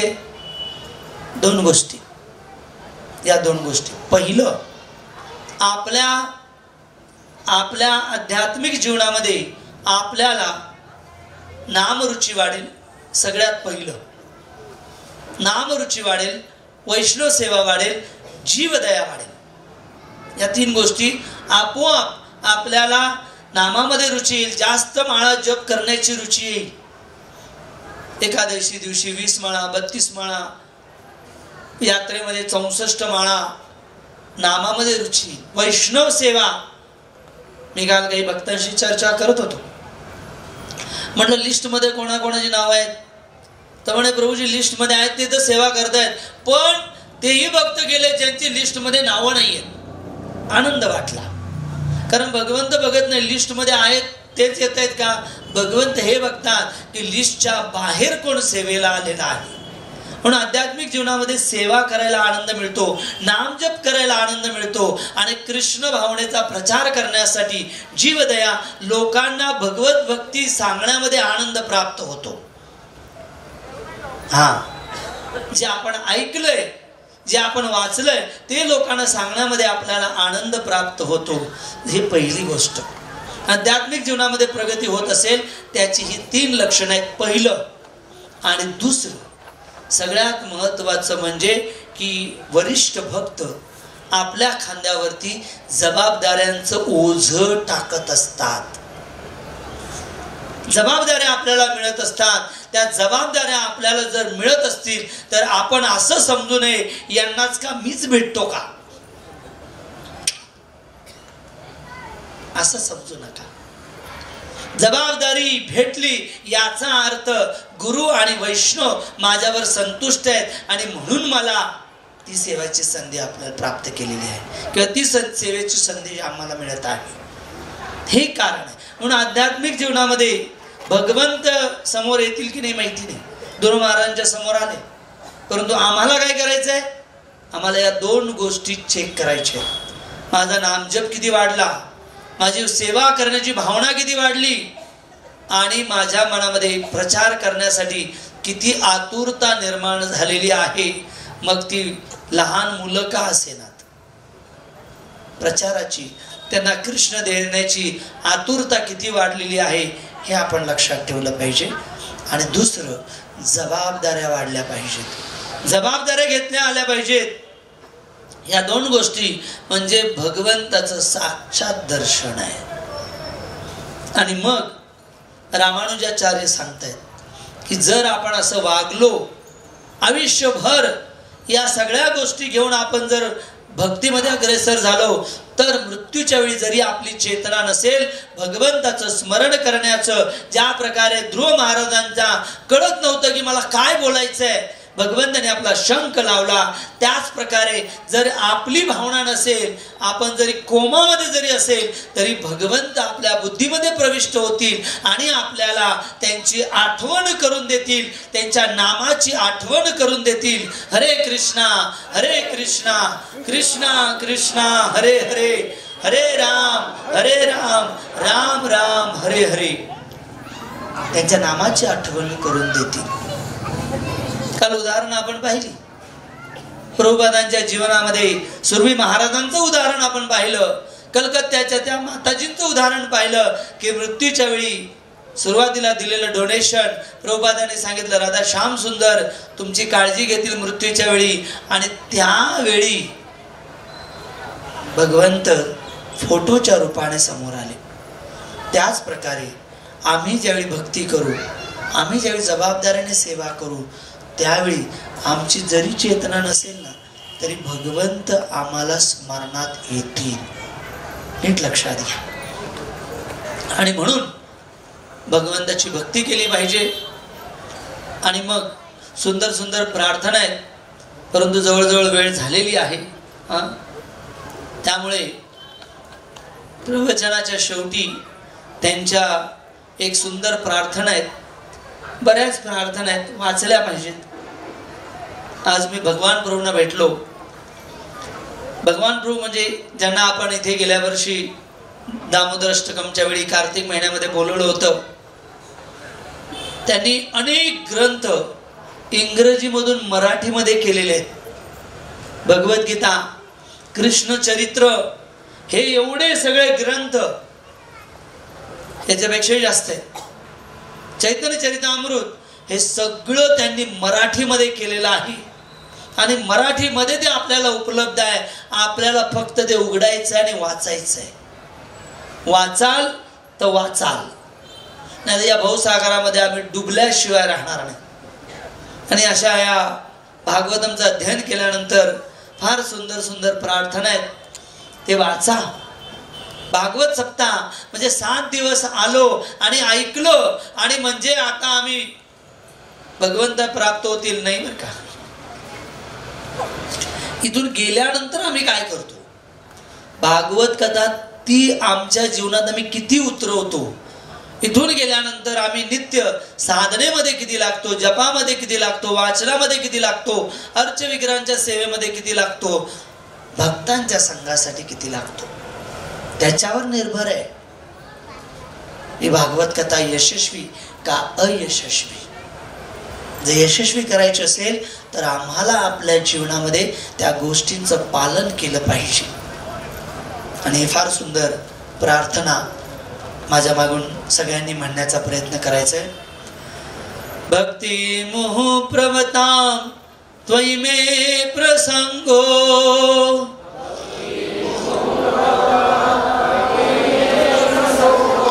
भूयादनंत महता ममलाशयानां,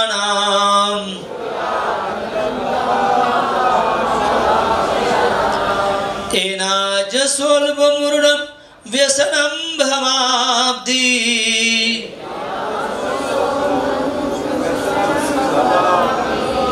नेशे भगवत गुण कथामृतपाणमत्ता.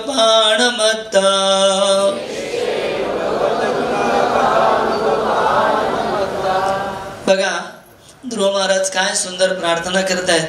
ते म्हणतात, ध्रुव महाराज म्हणाले, हे अनंत भगवंता कृपया मला आशीर्वाद द्या, ज्यामुळे तुमचे जे महान भक्त आहेत त्या भक्तांची मी संगती करू शकेन.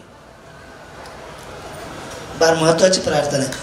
भक्ती मोह प्रवता त्वैमे प्रसंग, जे तुमची भक्ती करतायत अशा महान भक्तांची ममता महल मला शयाणम, की मला त्यांच्या चरणाचा आश्रय मिळेल, हीच माझी एक प्रार्थना आहे.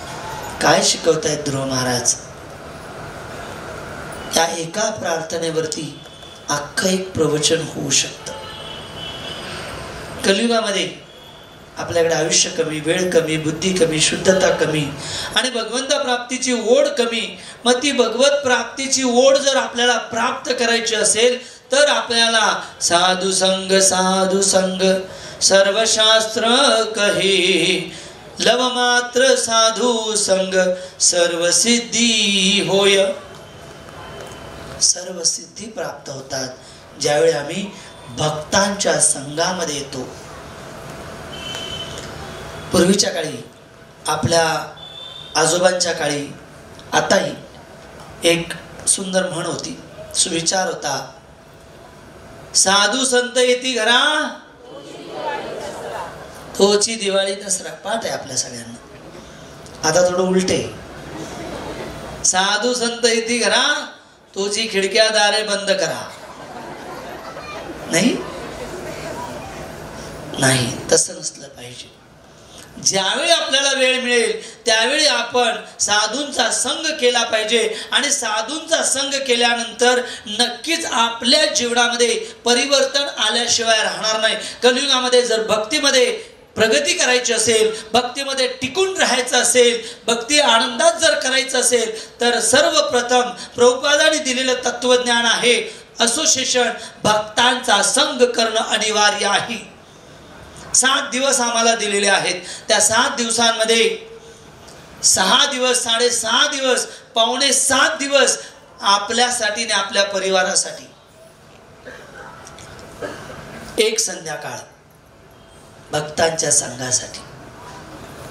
तिथे या, प्रवचन ऐका, कीर्तन करा, सेवा करा, भक्तांकडून दिव्य गोष्टी ऐका. मच्चिता मदगत प्राण बोधयंत परस्पर कथयंच माम नित्या तुष्यंती च रमंती च. भक्त एकत्र आल्यावर काय करतात?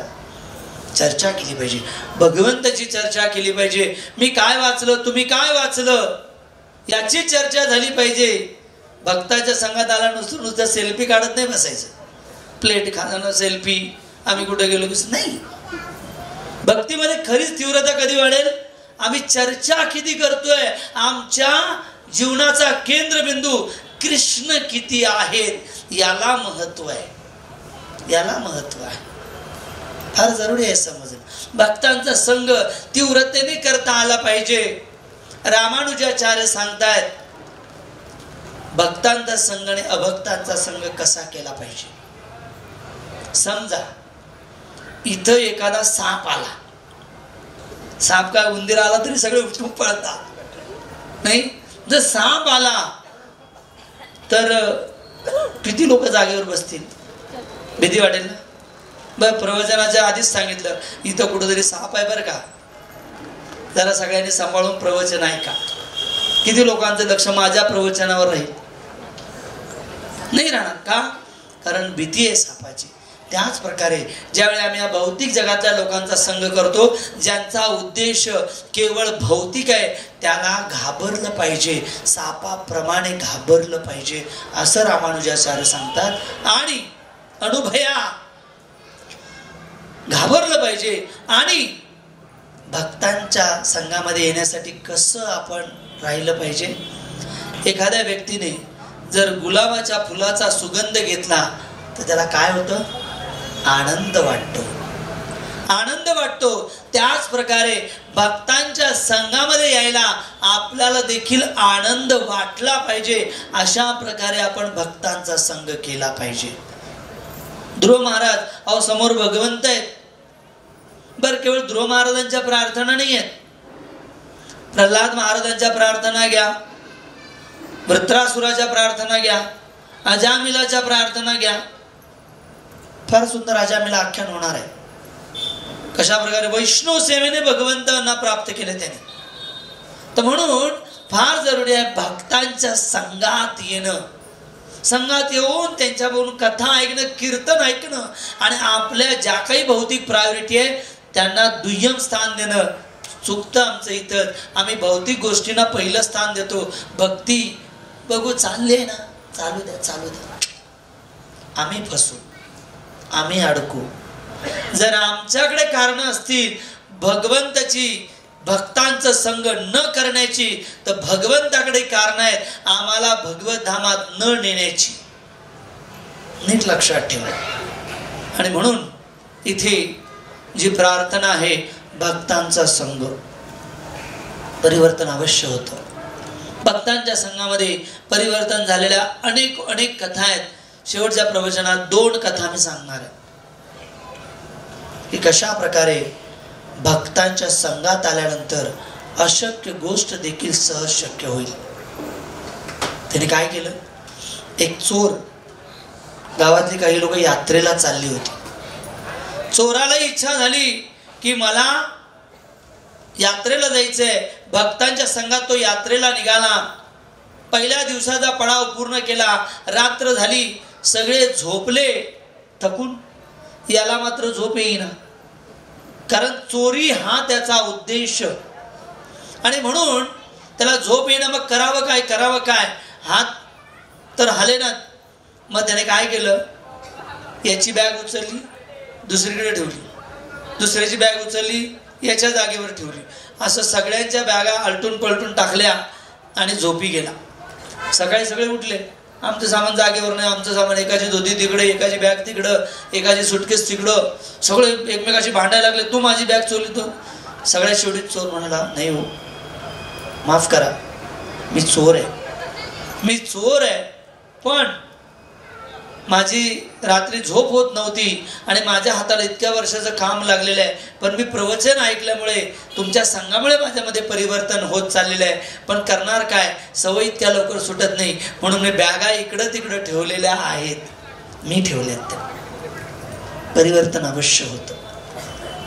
जगद्गुरु श्रील प्रभुपाद अमेरिकेला गेले. काय नव्हतं त्यांच्याकडे, पैसा बक्कळ, अमाप पैसा, अमाप भोग, अमाप विलास, सगळ्या गोष्टी अमाप, परंतु त्यांच्याकडे एक गोष्ट नव्हती, ती म्हणजे भक्तांचा संघ.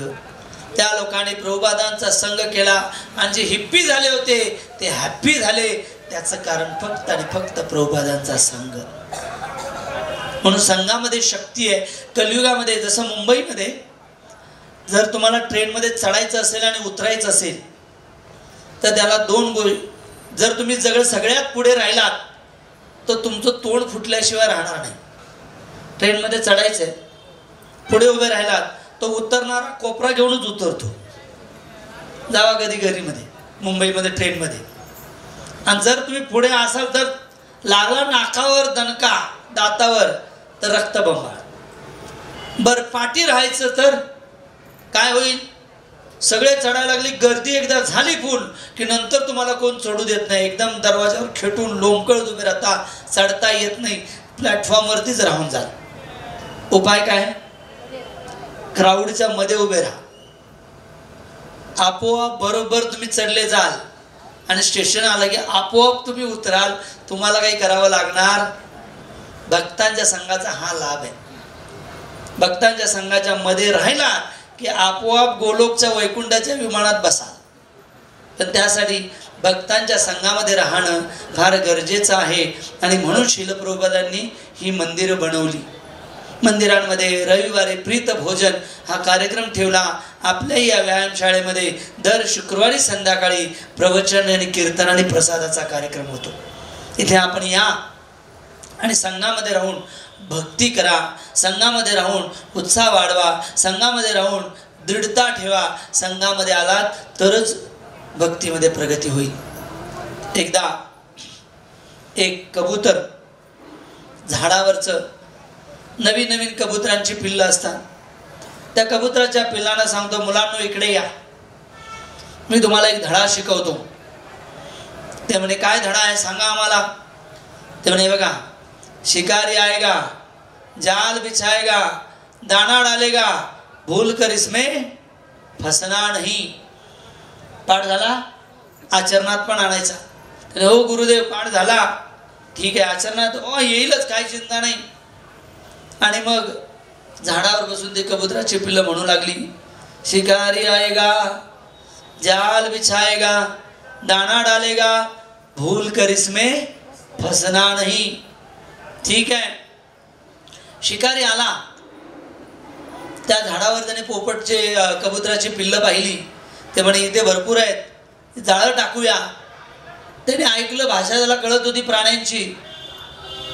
कबुतराची पिल्लं ओरडत होती, शिकारी आएगा जाल बिछाएगा दाना डालेगा भूल कर इसमें फसना नहीं. शिकाऱ्याला वाटलं अरे बाबा ते येत आहेत की नाही येत, पण जाळं तर टाकू, आता आलोय तर जाळं टाकून जाऊ. जाळं टाकले, दाणे टाकले आणि शिकारी निघून गेला. आता यांनी सगळे दाणे बघितले आणि मग ओरडत आहेत, शिकारी आएगा जाल बिछाएगा दाना डालेगा भूल कर इसमें फसना नहीं. आणि उडत उडत उडत आता निघाले ते दाणे खाण्यासाठी. त्याच्यावर बसले आणि दाणे खात खात म्हणू लागले, शिकारी आएगा जाल बिछाएगा दाना डालेगा भूल कर इसमें फसना नहीं. शिकारी संध्याकाळी आला.